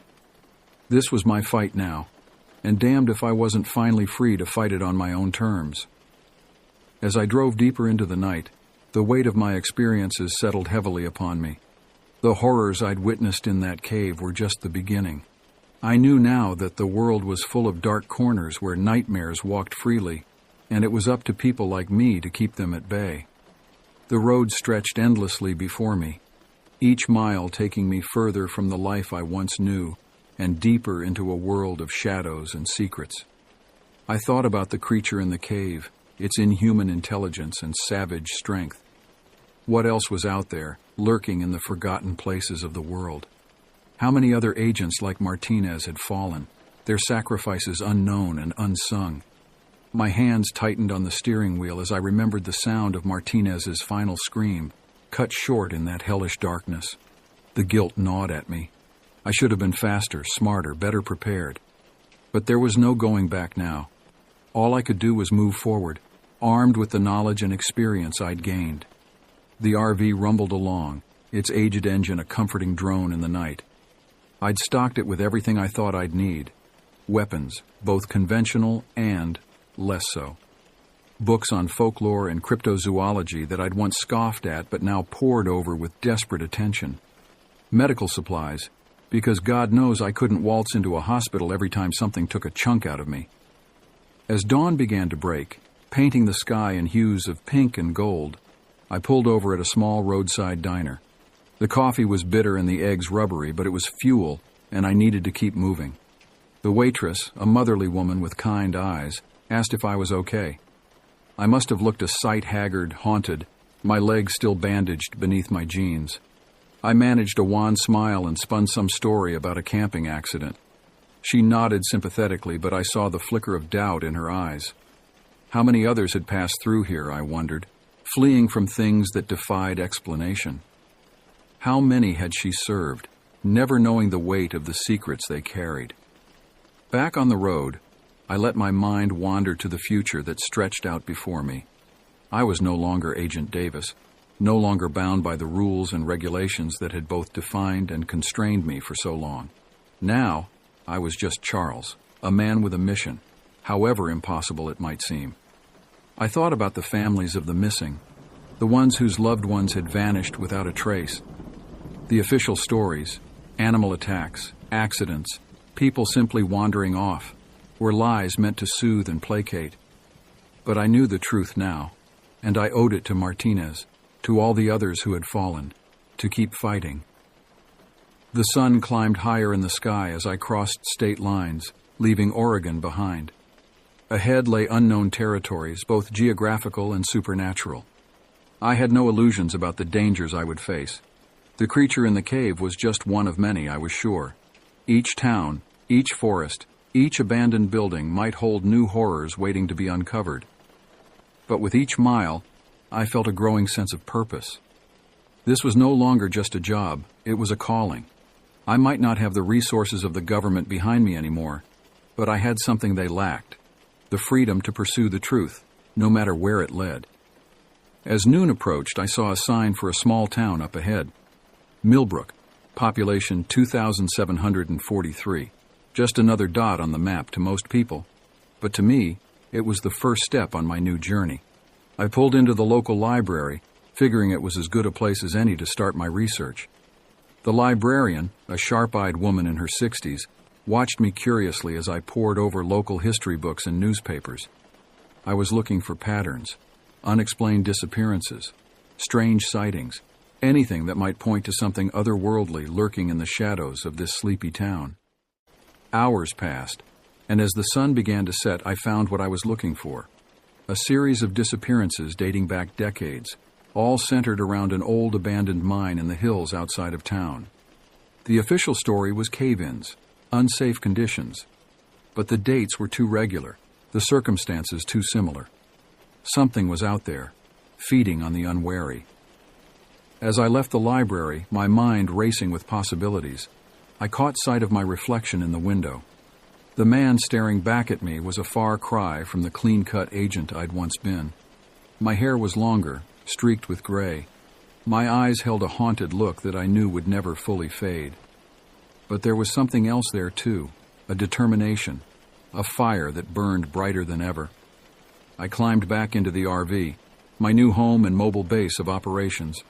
Tomorrow, I would start asking questions around town. Then, when I had gathered enough information, I would venture into those hills. Whatever was hiding in that mine, be it a creature like the one I'd faced before or something even more terrifying, I would face it. This was my life now. No backup, no official sanction. Just me, my wits, and the burning need to protect a world that would never know the full extent of the dangers that threatened it. As I settled in for the night, I allowed myself a grim smile. Charles Davis, Monster Hunter. It had a certain ring to it. The road ahead was long and fraught with peril, but for the first time since that night in the cave, I felt truly alive. The nightmares that plagued our world had no idea what was coming for them, and neither did I, but I was ready to find out. The next morning dawned gray and misty over Millbrook. I rose early, my body protesting every movement. The wound on my leg had healed some, but it still ached fiercely. I popped a couple of painkillers and washed them down with bitter gas station coffee. No time for weakness now. I had work to do. My first stop was the local diner. If there's one thing I'd learned in my years on the job, it's that small-town diners are gold mines of information. I settled into a worn vinyl booth, ordered a stack of pancakes I didn't really want, and waited. It didn't take long. The waitress Betty, according to her name tag, was a talker. "You're new in town?" she said, topping off my coffee. It wasn't a question. I nodded, giving her my best approximation of a friendly smile. "Just passing through. Thought I might do some hiking while I'm here." Betty's hand paused mid-pour. "Hiking? You might want to reconsider that, honey. Those hills, they ain't safe." And there it was, the opening I needed. I leaned in, keeping my voice low and conspiratorial. "Oh? How do you mean?" She glanced around as if checking for eavesdroppers, then leaned in close. "People go missing up there. Been happening for years. The sheriff says it's just accidents, but..." She shook her head. "My Tommy. He used to work security at the old mine. The things he saw up there... Well, let's just say he don't go anywhere near those hills anymore." I pressed for more details, but Betty clammed up. "You should talk to Tommy yourself if you're so curious," she said finally. "He tends bar over at the Rusty Nail. Just don't tell him I sent you. He don't like talking about it much." I thanked her, paid for my barely touched breakfast, and headed out. The Rusty Nail wouldn't open until evening, which gave me time to do some reconnaissance. I drove my RV up into the hills, following the winding road towards the abandoned mine. The forest here was old, the trees growing close together, their branches intertwining overhead to create a canopy that blocked out much of the sunlight. As I drove deeper into the woods, an oppressive silence fell. No birdsong, no rustling of small animals in the underbrush, just the rumble of my engine and the crunch of gravel under my tires. I parked about a half-mile from the mine entrance, not wanting to announce my presence too boldly. Gearing up, I double-checked my weapons. Standard-issue sidearm, yes, but also a few less conventional items. Silver bullets blessed by a priest who owed me a favor, a vial of holy water, an iron knife. In my line of work, you learn to be prepared for anything.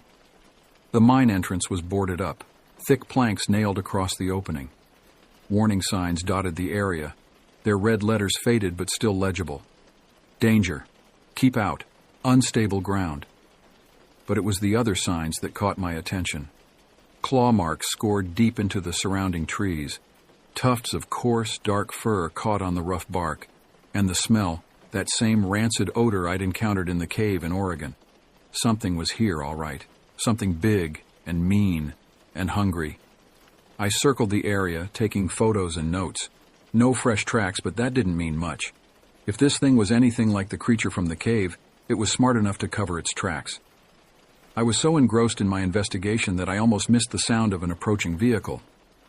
Cursing under my breath, I ducked behind a large oak just as a battered pickup truck came into view. It parked a few yards from the mine entrance, and two men got out. One was older, maybe in his 60s, with a weathered face and a limp. The other was younger, probably mid-30s, built like a linebacker. They walked to the mine entrance, and I strained to hear their conversation.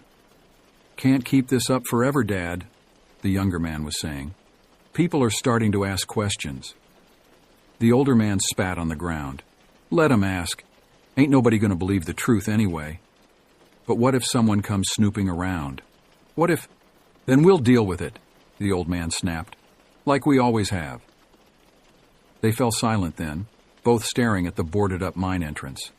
After a few minutes, they got back in their truck and drove away. I waited until I was sure they were gone, then made my way back to my RV. My mind was racing. What were they hiding? What did they know about the disappearances? And most importantly, how were they connected to whatever was living in that mine? As evening approached, I made my way to the Rusty Nail. It was a dive bar if I ever saw one. Neon beer signs flickering in grimy windows, the smell of stale cigarettes and cheaper beer hanging in the air. Perfect. I took a seat at the bar, ordered a whiskey, and waited. It didn't take long for the bartender to make his way over. He was a big man, probably in his 50s, with hands that looked like they could crush walnuts. This had to be Tommy.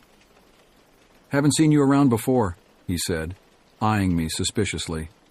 I shrugged. "Just passing through.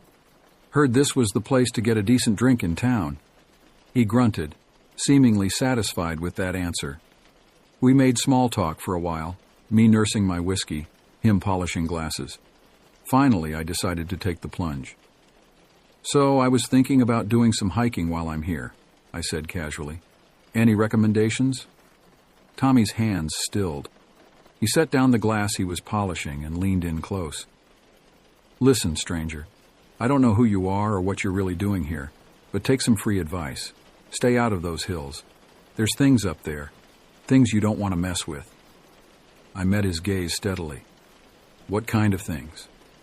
For a moment I thought he wasn't going to answer. Then, in a voice so low I had to strain to hear it, he said, "Evil things, hungry things, things that ain't natural." And then he told me everything. Tommy's story poured out of him like a dam breaking. Years of pent-up fear and guilt finally finding release. He spoke of nights spent guarding the old mine, of strange noises echoing from its depths, of glimpses of something massive moving in the shadows, something that walked on two legs but wasn't human. "At first we thought it was just some kind of bear," he said, his voice hoarse. "But bears don't drag grown men screaming into the dark. Bears don't leave claw marks 8 feet up a tree trunk." The disappearances had started small, a hiker here, a camper there. Easy to write off as accidents or animal attacks. But then came the night that changed everything. A group of college kids out for a weekend of camping and partying. All 5 of them vanished without a trace. "We found their campsite," Tommy continued, his eyes haunted. "It was... Christ, I ain't never seen anything like it. Blood everywhere. Tents shredded. And tracks. Big tracks. Like nothing I've ever seen before or since." That was when the cover-up started. The local sheriff, in the pocket of the mining company that still technically owned the land, declared it a tragic accident. Claimed the kids had gotten drunk, wandered into an unstable part of the mine. Case closed. But Tommy knew better. He'd seen the creature, just for a moment, as it dragged one of the bodies into the mine. "It was big," he whispered. "Bigger than any man, covered in this coarse, dark fur. And its face, God help me, its face was almost human. But those eyes, they weren't human at all." I listened, my mind racing. It sounded similar to the creature I'd encountered in Oregon, but not quite the same. Was this a different species? Or had the thing in the cave followed me somehow? Tommy wasn't finished. He told me about the years that followed, about how the sheriff and the mining company had bought people's silence, how they'd covered up disappearance after disappearance. "They say it's to protect the town," he said bitterly. "Say if word got out, it'd kill tourism, kill the economy. But I think they're feeding it." I raised an eyebrow. "Feeding it? How do you mean?" Tommy looked around nervously, then leaned in even closer. "Every few months a drifter comes through town, someone with no family, no connections. They stay a night or two, then they're gone. And every time I see the sheriff's truck headed up to the mine late at night." The implications were chilling. If Tommy was right, this wasn't just a cover-up. It was a conspiracy, one that reached to the highest levels of the town's leadership. And at the center of it all was a creature that defied explanation, a monster with an appetite for human flesh.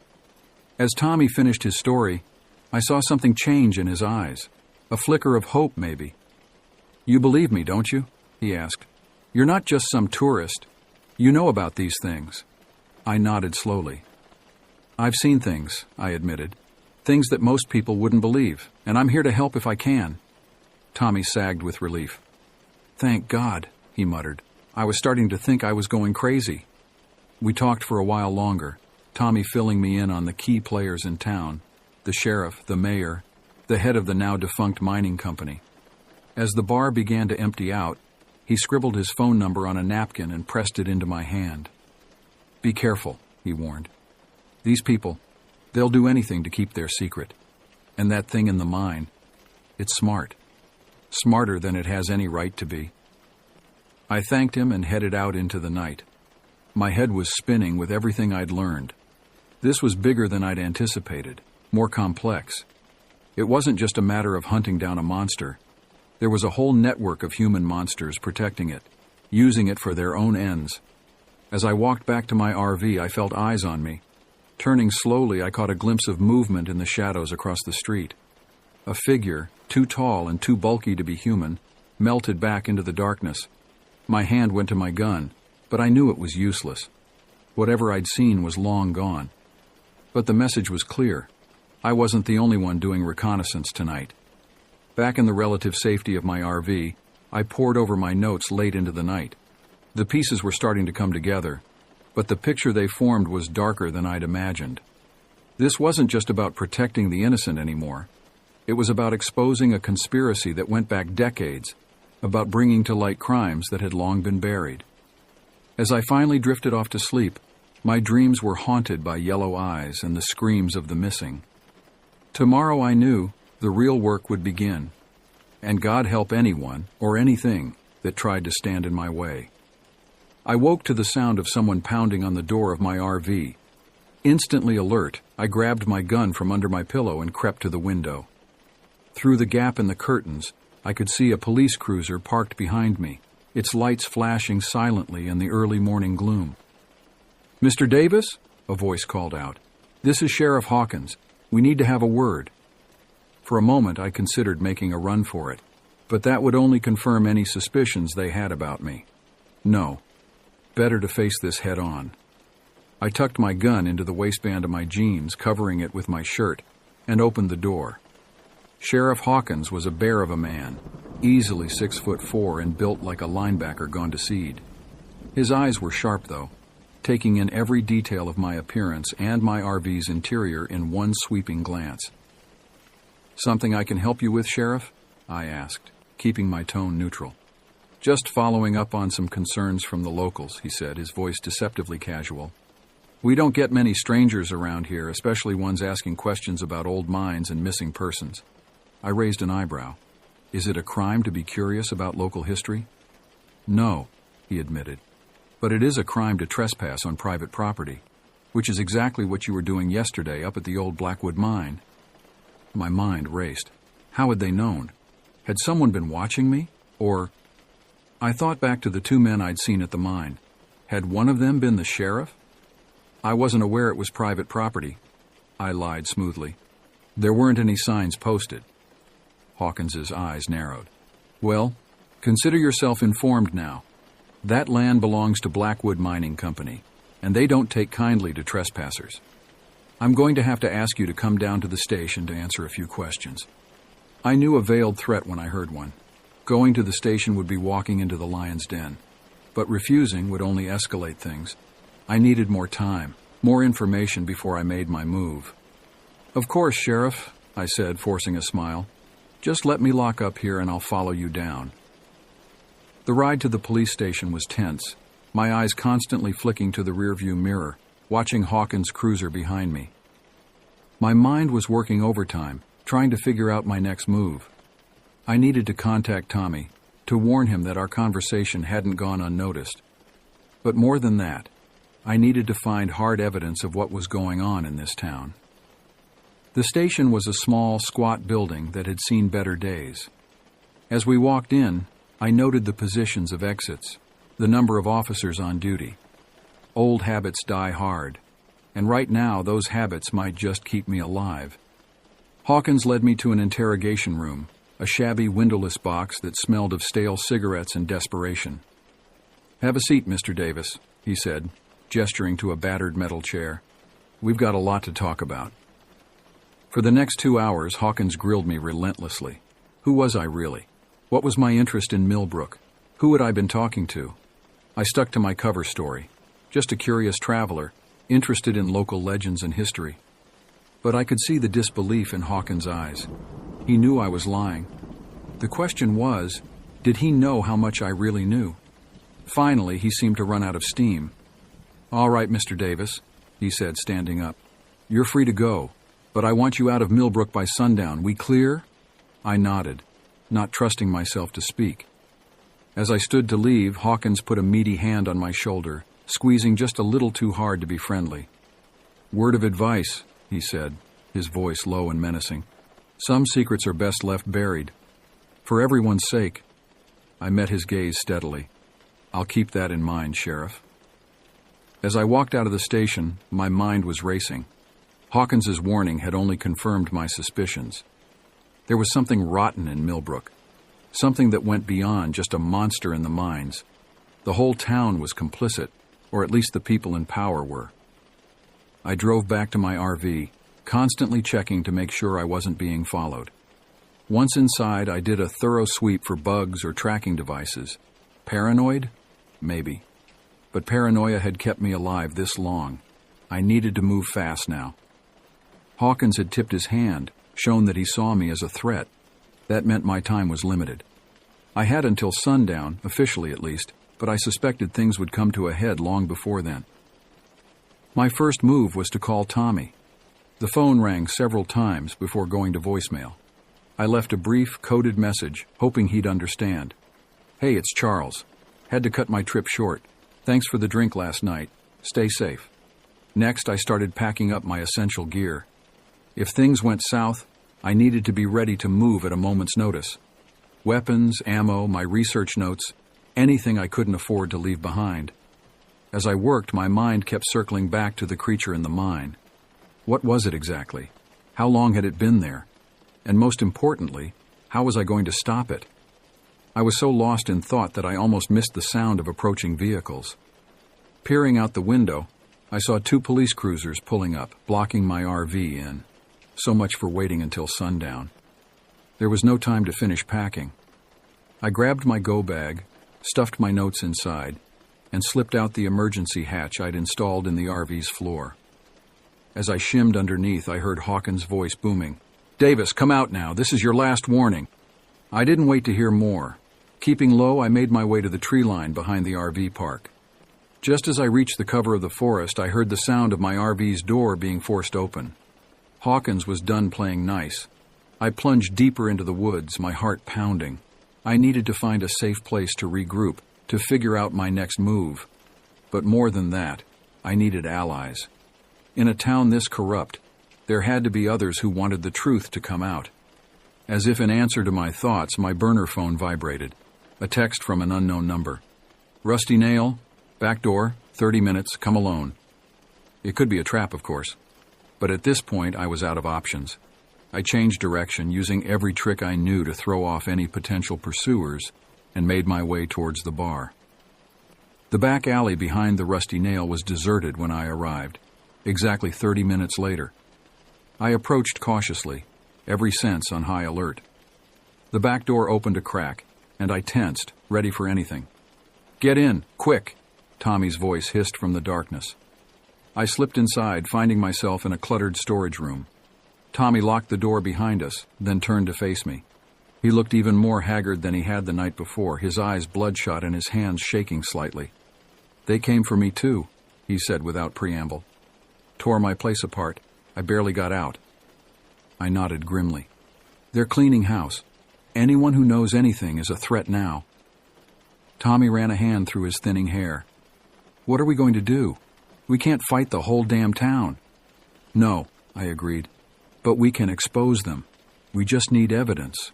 Hard, irrefutable proof of what's been going on." Tommy's eyes widened. "You're talking about going into the mine." I nodded. "It's the only way. Whatever's in there, whatever they've been hiding all these years, that's our smoking gun." "You're insane," Tommy whispered. But I could see the glimmer of hope in his eyes. "But I guess I'm insane too, because I want to help." Over the next hour, we hatched a plan. Tommy, it turned out, still had his old security access card for the mine. It was years out of date, but he was confident he could reactivate it. That would get us past any electronic locks. As for the creature, "I've got some gear that might help," I said, patting my go bag.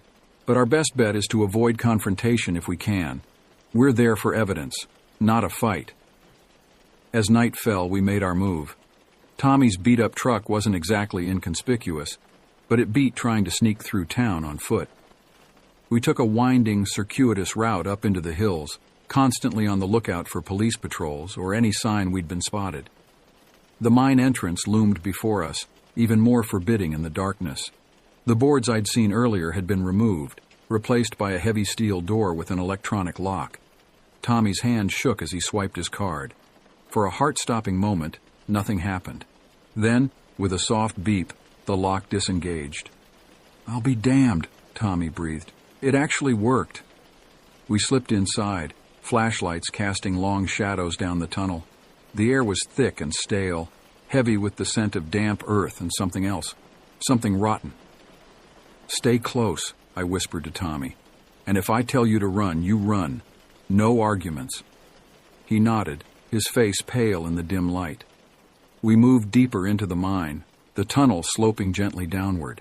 Old mining equipment loomed out of the darkness, rusted carts, abandoned tools, all covered in a thick layer of dust. But as we pressed on, I noticed something odd. The dust thinned out and then disappeared entirely. This part of the mine had seen recent use. The tunnel opened up into a larger chamber, and we stopped short. The beam of my flashlight played over a scene from a nightmare. The floor was littered with bones. Human bones, gnawed and broken. Tattered scraps of clothing clung to some of them. And on the walls... "Oh, God," Tommy choked out. The walls were covered in claw marks, some old and faded, others terrifyingly fresh. But it was what was between the claw marks that turned my blood to ice. Paintings, crude but unmistakable. Stick figures being hunted by a larger, monstrous shape. The same images repeated over and over, telling a story as old as humanity itself. The story of the predator and the prey. "It's intelligent," I breathed. "Not just an animal. It's..." A low growl echoed through the chamber, cutting me off mid-sentence. Slowly I turned, directing my flashlight towards the sound. Yellow eyes gleamed in the darkness, and something moved. Something huge. The beam of light caught matted fur, a flash of teeth, and then, "Run!" I yelled, shoving Tommy towards the exit. We sprinted back the way we'd come, the creature's roar shaking dust from the tunnel walls. I could hear it behind us, moving faster than anything that size had a right to. We burst out of the mine entrance, gasping for air. "The truck!" Tommy yelled.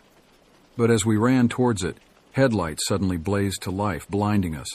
Sheriff Hawkins stepped into view, shotgun leveled at our chests. Well, well," he drawled.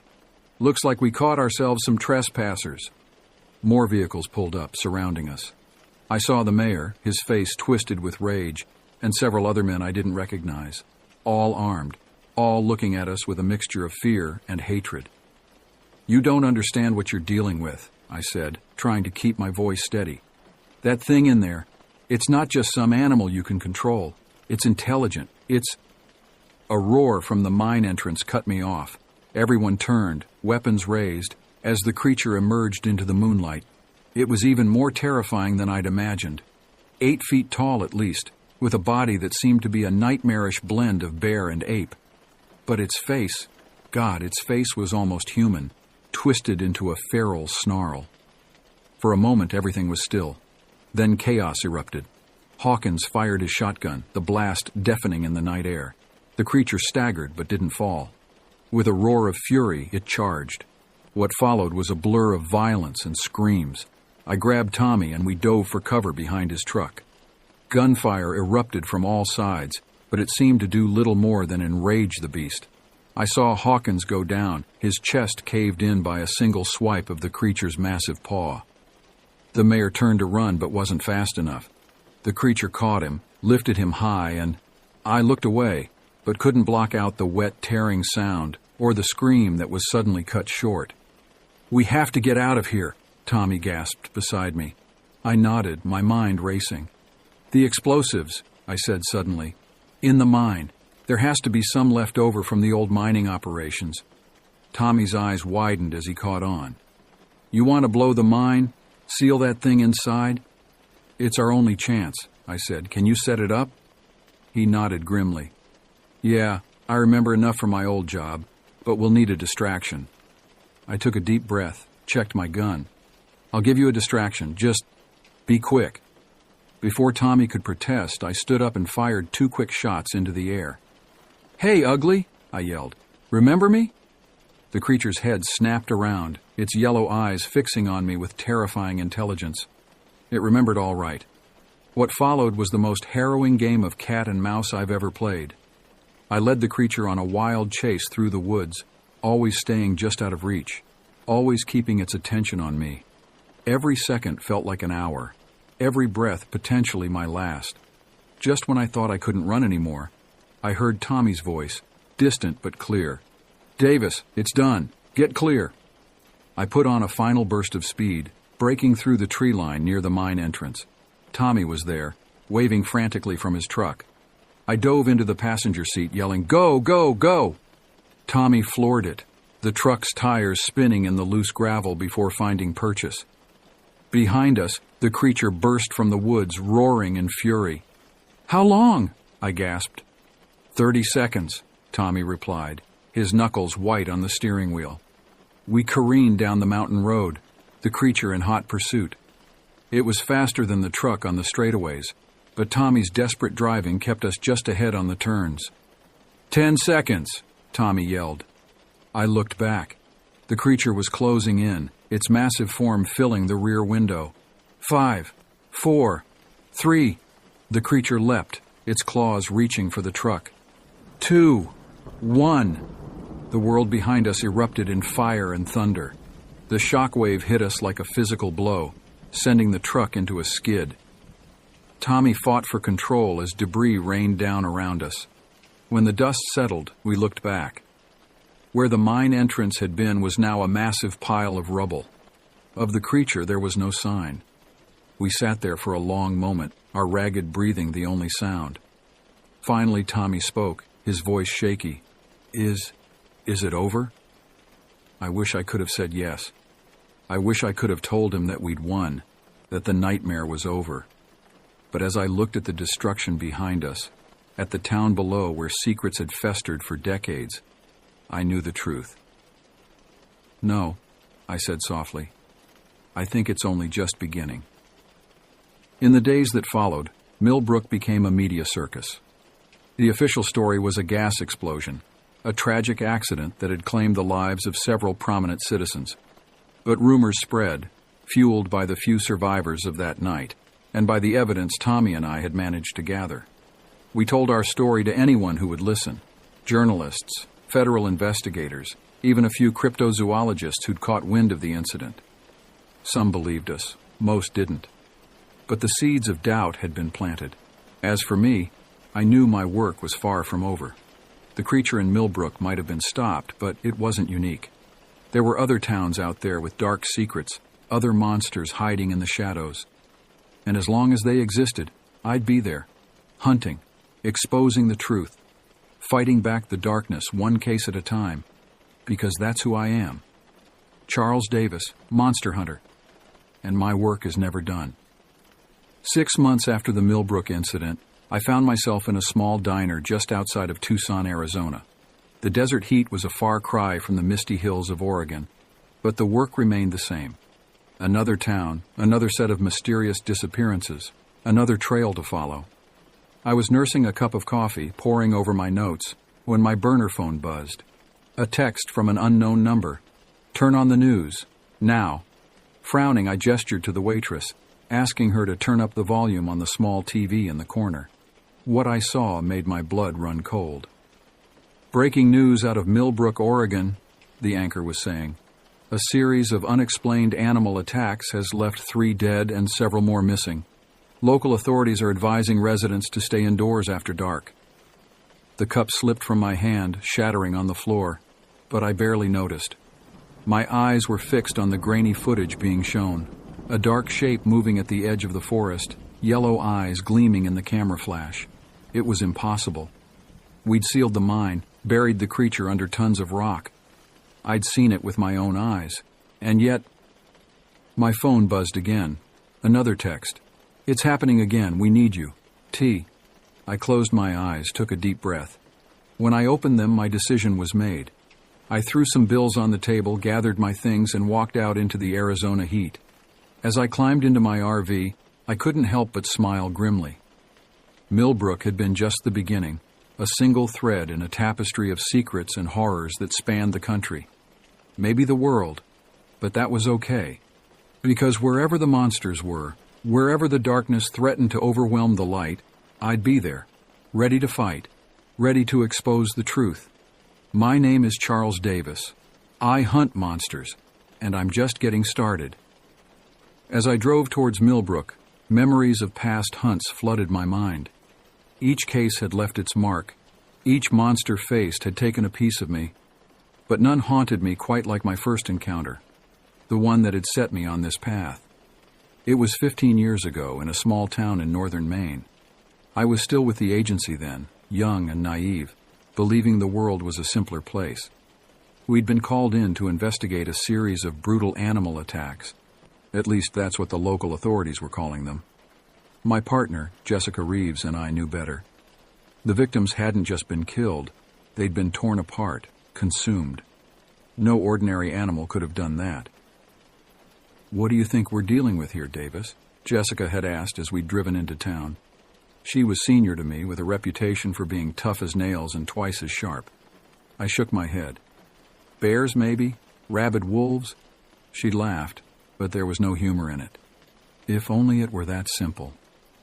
We spent days interviewing witnesses, examining crime scenes, following leads that went nowhere. The locals were tight-lipped, scared. Not just of whatever was doing the killing, but of us, of what our presence might mean for their quiet little town. It was on the 5th night that everything went to hell. We were staking out the edge of the forest where most of the attacks had occurred. The moon was full, casting long shadows across the clearing before us. "Davis!" Jessica's voice crackled over the radio. "I've got movement on the east perimeter. I'm going to check it out." "Wait for backup," I'd replied, already moving in her direction. "We don't know what we're dealing with." But Jessica was already gone, swallowed up by the darkness of the forest. I ran after her, my heart pounding in my chest. That's when I heard it, a scream that turned my blood to ice. I burst into a small clearing, gun drawn, to find a scene from a nightmare. Jessica was on the ground, her throat torn out, and standing over her, muzzle dripping with blood, was something. It was canine in shape, but much too large to be a wolf. Its fur was matted and patchy, revealing grayish skin underneath. But it was the eyes that truly terrified me, yellow, glowing, and filled with an intelligence that no animal should possess. For a moment, we just stared at each other. Then it smiled. God help me, it smiled, lips pulling back to reveal blood-stained teeth. I emptied my clip into it. The bullets tore into its flesh, but it barely seemed to notice. It lunged at me, moving faster than anything that size had a right to. I dove to the side, feeling claws tear through my jacket, grazing my arm. What followed was a desperate fight for survival. I was outmatched in every way. It was stronger, faster, and seemed impervious to pain. But I had one advantage: desperation. I fought with everything I had, using every dirty trick I knew. In the end, it was pure luck that saved me. As we grappled, we rolled near the campfire. I managed to grab a burning log, jamming it into the creature's face. It howled in agony, reeling back. I didn't hesitate. I grabbed Jessica's fallen gun and emptied that into it too. Finally, it went down. As it lay there, twitching and whimpering, I saw the change begin. Fur receded, limbs shortened, and within minutes I was looking at the naked body of a man. An old man, his skin covered in scars, his eyes now dull and human as the life faded from them. I stood there, shaking, as the reality of what I'd just seen sank in. Werewolves were real. which meant other things might be real too. The world had just become a much larger, much more terrifying place. The official report, of course, made no mention of werewolves. Jessica's death was attributed to a bear attack. The old man was written off as a tragic case of dementia, wandering into the woods at the wrong time. But I knew the truth, and I knew I could never go back to seeing the world the way I had before. In the years that followed, I threw myself into research, into training. I learned about creatures that most people believed were just myths. I honed my body and mind into weapons against the darkness. And when the agency realized what an asset I could be, they set me loose on the world of monsters and myths. Now, as I drove back towards Millbrook, I couldn't help but draw parallels to that first case.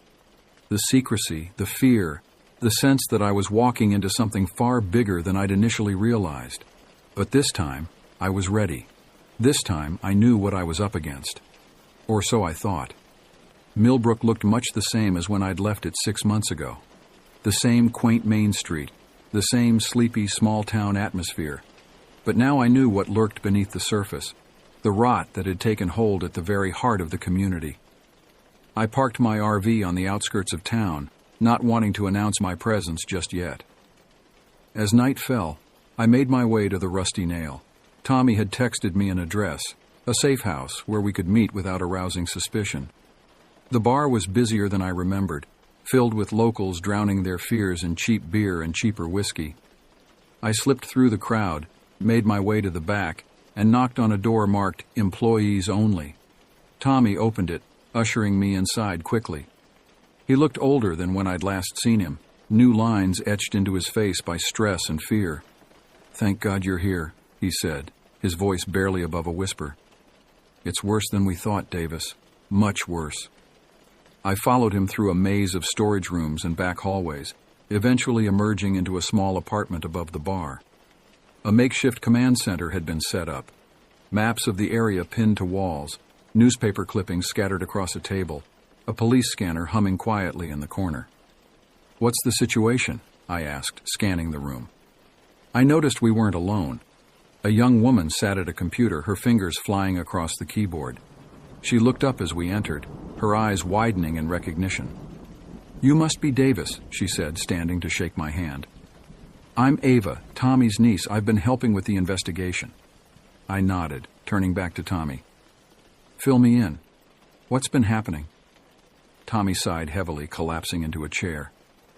"It started about a month after you left. Livestock going missing at first, then pets. We thought maybe it was just coyotes or something. But then, the attacks on humans started," Ava finished for him. She pulled up some files on her computer. 3 dead so far, 2 hikers and a farmer, all killed in the same way, torn apart, partially eaten. I felt a chill run down my spine. Just like before. But how? We sealed that thing in the mine. We blew the whole damn entrance. Tommy shook his head. "That's just it. The mine's still sealed. Whatever's out there now, it didn't come from there."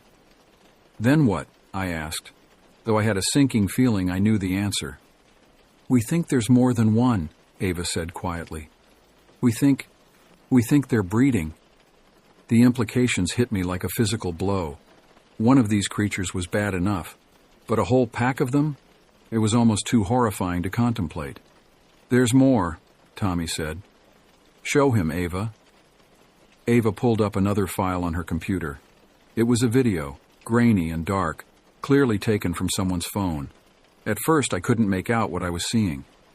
Then the image stabilized and my blood ran cold. It was the creature, or one like it. But it wasn't alone. A group of men stood around it, their faces obscured by hoods. They seemed to be feeding it, directing it, controlling it.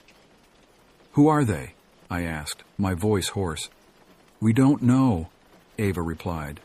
"But whoever they are, they're organized, and they're using these things as weapons." I sat heavily in a chair, my mind reeling. This was bigger than anything I'd faced before. Not just a monster, not just a town's dark secret, but an organized group weaponizing creatures that shouldn't exist. "What's the plan?" I asked finally. Tommy and Ava exchanged glances. "That's why we called you," Tommy said. We're in over our heads here, Davis. We need your help. I nodded slowly, my resolve hardening. All right, let's start at the beginning. Tell me everything you know, every detail, no matter how small. We're going to get to the bottom of this, and we're going to stop it, whatever it takes. As they began to talk, laying out everything they'd discovered over the past 6 months, I couldn't shake the feeling that we were on the precipice of something much larger than any of us realized.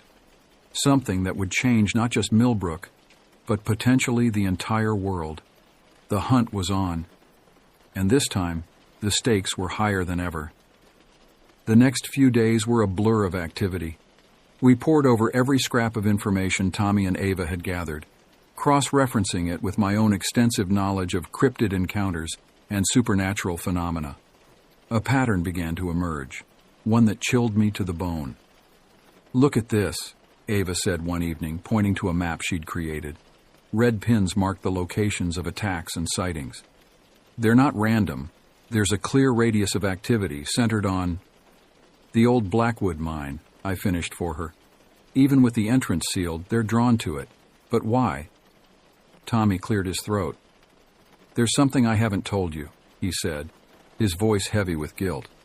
"Something I remembered from my time working security there." We turned to him, waiting. He took a deep breath before continuing. "There were rumors back then about why the mine was really shut down. They said the miners broke into some kind of chamber, deep underground, older than the mine, older than anything made by man. And in that chamber—" "What?" I prompted when he fell silent. "What was in the chamber, Tommy?" He looked up, his eyes haunted. Bodies, hundreds of them, mummified, preserved, but not human, not entirely. The implications hit me like a sledgehammer. "A breeding ground," I breathed. "Or a hibernation chamber. These creatures, they've been here for centuries," Ava finished. "Maybe longer. And now they're waking up." It was almost too much to process, but it made a twisted kind of sense. The creatures' intelligence, their ability to blend in with human society to some degree. They weren't just animals. They were an ancient species, one that had been living alongside humanity for God knows how long. "We need to get into that mine," I said firmly. "Whatever's down there, it's the key to all of this." Tommy shook his head. "It's impossible. After the explosion, the whole area was cordoned off. There's security patrols, cameras, run by the same people who are controlling these creatures," Ava pointed out. "Which means—" I nodded grimly. "Which means we can't trust anyone in an official capacity. We're on our own." We spent the next few hours planning, going over every possible angle of approach. It was well past midnight when we finally had something resembling a workable plan. "It's risky," Tommy said, looking over our hastily drawn diagrams. "A lot could go wrong." "Everything about this is risky," I replied, "but we're out of options. Whatever's going on here, whatever these people are planning with these creatures, we have to stop it, no matter the cost." As if in response to my words, a howl split the night air. It was distant, but unmistakable. And it was answered by another, closer this time. We rushed to the window. In the dim light of the moon, I could just make out movement at the edge of the forest. Dark shapes, moving with unnatural speed and grace. "They're hunting," Ava whispered. I checked my weapon, an old habit that had saved my life more times than I could count. "No," I said grimly. "They're sending a message. They know we're here." Tommy's face paled. "What do we do?" I met his gaze steadily. "We hunt them back." The next few hours were among the most tense of my life. We moved through the darkened streets of Millbrook, every shadow a potential threat, every sound a possible ambush. The creatures were out there, watching, waiting, but so were we. It was Ava who spotted the first one. A dark shape, too large to be human, slinking between houses. I raised my weapon, but she put a hand on my arm. "Wait," she whispered. "Look." The creature was meeting someone, a hooded figure, just like in the video. Words were exchanged, too low for us to hear. Then the figure handed something to the creature, a package of some kind. "We need to follow that thing," I said. "Whatever it's carrying, It's important. We tracked the creature through the town, always staying just out of sight. It led us to the outskirts, to an old warehouse that had clearly seen better days. As we watched from the cover of some abandoned vehicles, more of the creatures emerged from the shadows, and with them, more hooded figures. "It's a meeting," Tommy breathed. "But what for?" We were about to find out. As we watched, one of the hooded figures stepped forward, lowering their hood. I heard Ava gasp beside me. "That's impossible," she said, her voice shaking. "That's Mayor Winters. He died in the mine explosion. We saw his body." But there was no mistaking the man's face, even at this distance. Robert Winters, the former mayor of Millbrook, stood alive and well among a group of monsters that shouldn't exist. "What the hell is going on here?" Tommy muttered. I wished I had an answer for him. But as I watched Winters interact with the creatures, saw the easy familiarity between them, I knew one thing for certain. We were in way over our heads. "We need to get closer," I said. "We need to hear what they're saying." It was a risky move, but we didn't have a choice. Slowly, carefully, we crept closer to the warehouse. As we neared, snippets of conversation became audible. "The awakening is nearly upon us," Winters was saying. "Centuries of planning, of waiting, all coming to fruition." One of the creatures growled something in response, a guttural sound that was halfway between speech and animal noise. Winters nodded. "Yes, the humans suspect, but they don't understand. By the time they realize the truth, it will be far too late." My mind was reeling. Awakening. Centuries of planning. What were we dealing with here? Suddenly, one of the creatures stiffened. It turned, its nostrils flaring, yellow eyes scanning the darkness, eyes that fixed directly on our hiding spot. "Run!" I yelled, all pretense of stealth abandoned. What followed was a desperate chase through the dark streets of Millbrook. The creatures were faster than us, stronger, but we had one advantage. We knew the town. We ducked through alleys, vaulted fences, always staying just ahead of our pursuers. Finally, lungs burning and legs aching, we made it back to the sanctuary of the Rusty Nail. We barricaded the door behind us, collapsing to the floor in exhaustion. For a long moment, no one spoke. We were all trying to process what we'd seen, what we'd heard. Finally, Ava broke the silence. "What do we do now?" she asked, her voice small and scared. I looked at her, then at Tommy. I thought of Winters, somehow alive and in league with the creatures. I thought of the awakening he'd mentioned, of centuries of planning. "Now," I said, my voice grim with determination, "we stop them, whatever it takes." Little did I know the true horror was only just beginning. The next morning dawned gray and misty, as if the very sky was reflecting the darkness that had settled over Millbrook. We gathered around the table in Tommy's makeshift command center, exhaustion etched into our faces. "All right," I said, spreading out a map of the area. "We know they're planning something big, this awakening Winters mentioned. We need to figure out what it is and how to stop it." Ava nodded, her fingers flying over her keyboard. "I've been digging into the town's history. There's something that keeps coming up, an old legend about a great sleeper beneath the mountains." "Great sleeper?" Tommy frowned. "Never heard of it." "It's not something people talk about openly," Ava explained, "but I found references in some old journals. They describe it as a god of sorts, something ancient and powerful sleeping beneath the earth." A chill ran down my spine. "And they're trying to wake it up." The implications were staggering. If what we'd seen of these creatures was just a fraction of their true power, what could their god be capable of? "We need to get into that mine," I said firmly. "Whatever this thing is, whatever they're planning, the answers are down there." Tommy shook his head. "It's suicide. Even if we could get past the security, who knows what's waiting for us down there?" "We don't have a choice," I countered. "If we don't stop this now, there might not be a world left to save." After hours of planning and preparation, we had a strategy. It was risky, bordering on insane, but it was all we had. As night fell, we made our move. Using the chaos of another creature attack as cover, we slipped past the security perimeter around the mine. The sealed entrance loomed before us, a gaping maw in the mountainside. "This is it," I said, checking my weapon one last time. "Whatever happens down there, we're the only thing standing between these monsters and the rest of the world." Tommy and Ava nodded grimly. With a deep breath, we stepped into the darkness. The descent into the mine was a journey into nightmare. The air grew thicker, heavier with each step. Strange sounds echoed through the tunnels, scratchings, whisperings, things that set our nerves on edge. We had nearly reached the chamber Tommy had described when we heard it, a low, rumbling chant echoing through the stone. "It's starting," Ava whispered. We crept forward, emerging onto a ledge overlooking a vast cavern. What we saw below defied comprehension.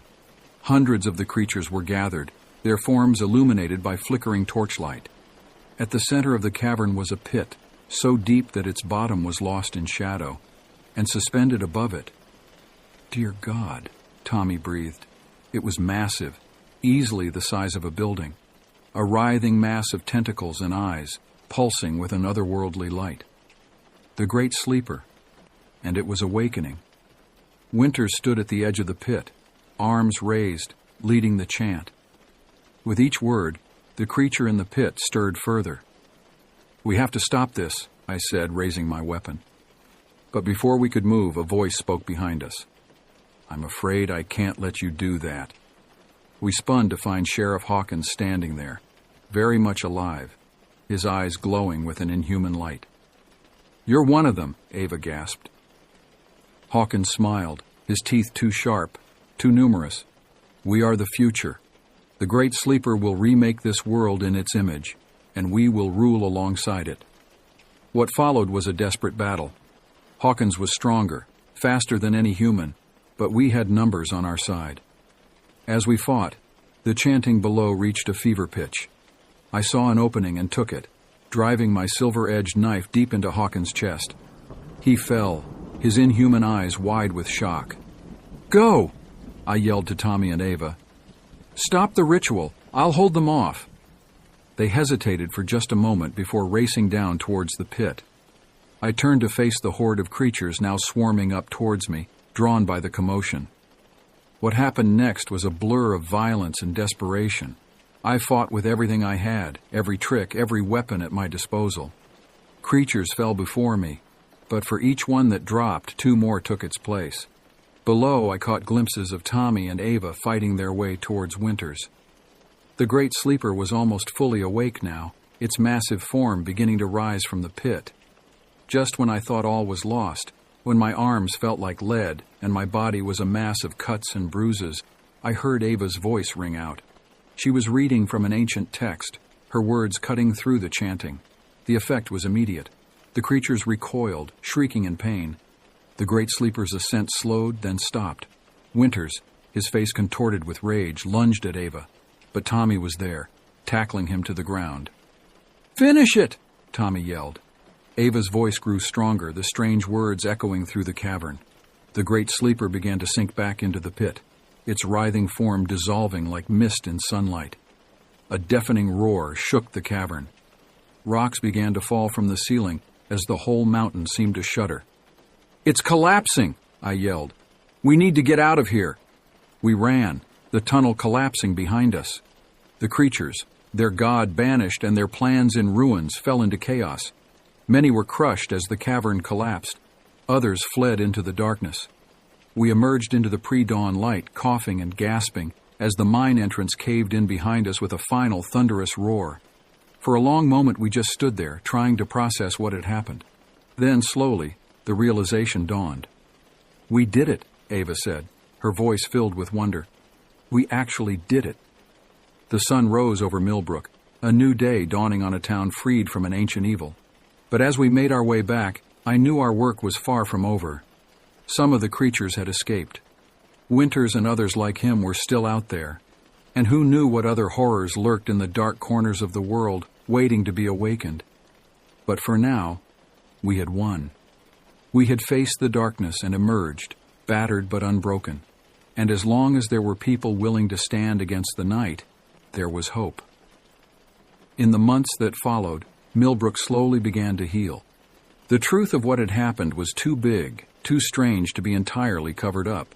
But as is often the case, most people found ways to rationalize it, to fit it into their understanding of the world. For those of us who knew the truth, life would never be the same. Tommy took over as sheriff, dedicated to protecting the town from any lingering threats. Ava threw herself into research, determined to uncover more about the creatures and other potential threats lurking in the shadows. As for me, I knew I couldn't stay. There were other towns out there, other dark secrets waiting to be uncovered. The fight against the darkness was far from over. On my last night in Millbrook, I stood at the edge of town, looking out over the forests and hills that had been the stage for our battle against an ancient evil. "So you're really leaving?" a voice said behind me. I turned to see Ava approaching, a sad smile on her face. I nodded. There's more work to be done, more people who need help. She was quiet for a moment, then said, "You know, when I first heard about you, I thought you were crazy. A monster hunter? It sounded like something out of a bad movie." I chuckled. "Sometimes I still think I'm crazy." "But you're not," she said firmly. "You're a hero, Charles. You saved us all." I shook my head. "We saved us. All of us together." We stood in comfortable silence for a while, watching the sun set behind the mountains. "Will you come back?" Ava asked finally. I smiled. "Someday, when the job's done." "It's never done, is it?" she said softly. "No," I admitted. "But that doesn't mean we stop fighting." The next morning, I loaded up my RV and prepared to hit the road. Tommy and Ava came to see me off, along with a few others who knew the truth about what had happened.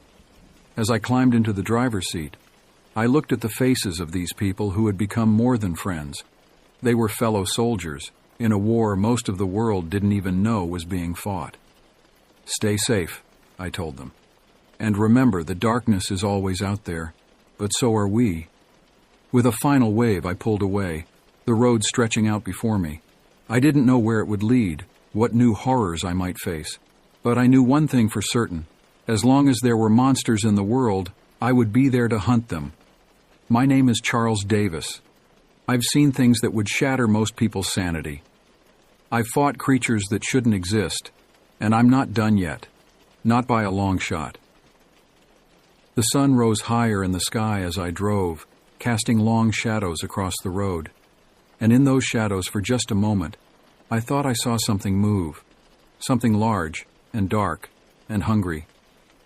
I smiled grimly and pressed down on the accelerator. The hunt goes on, and I'll be ready. I'll be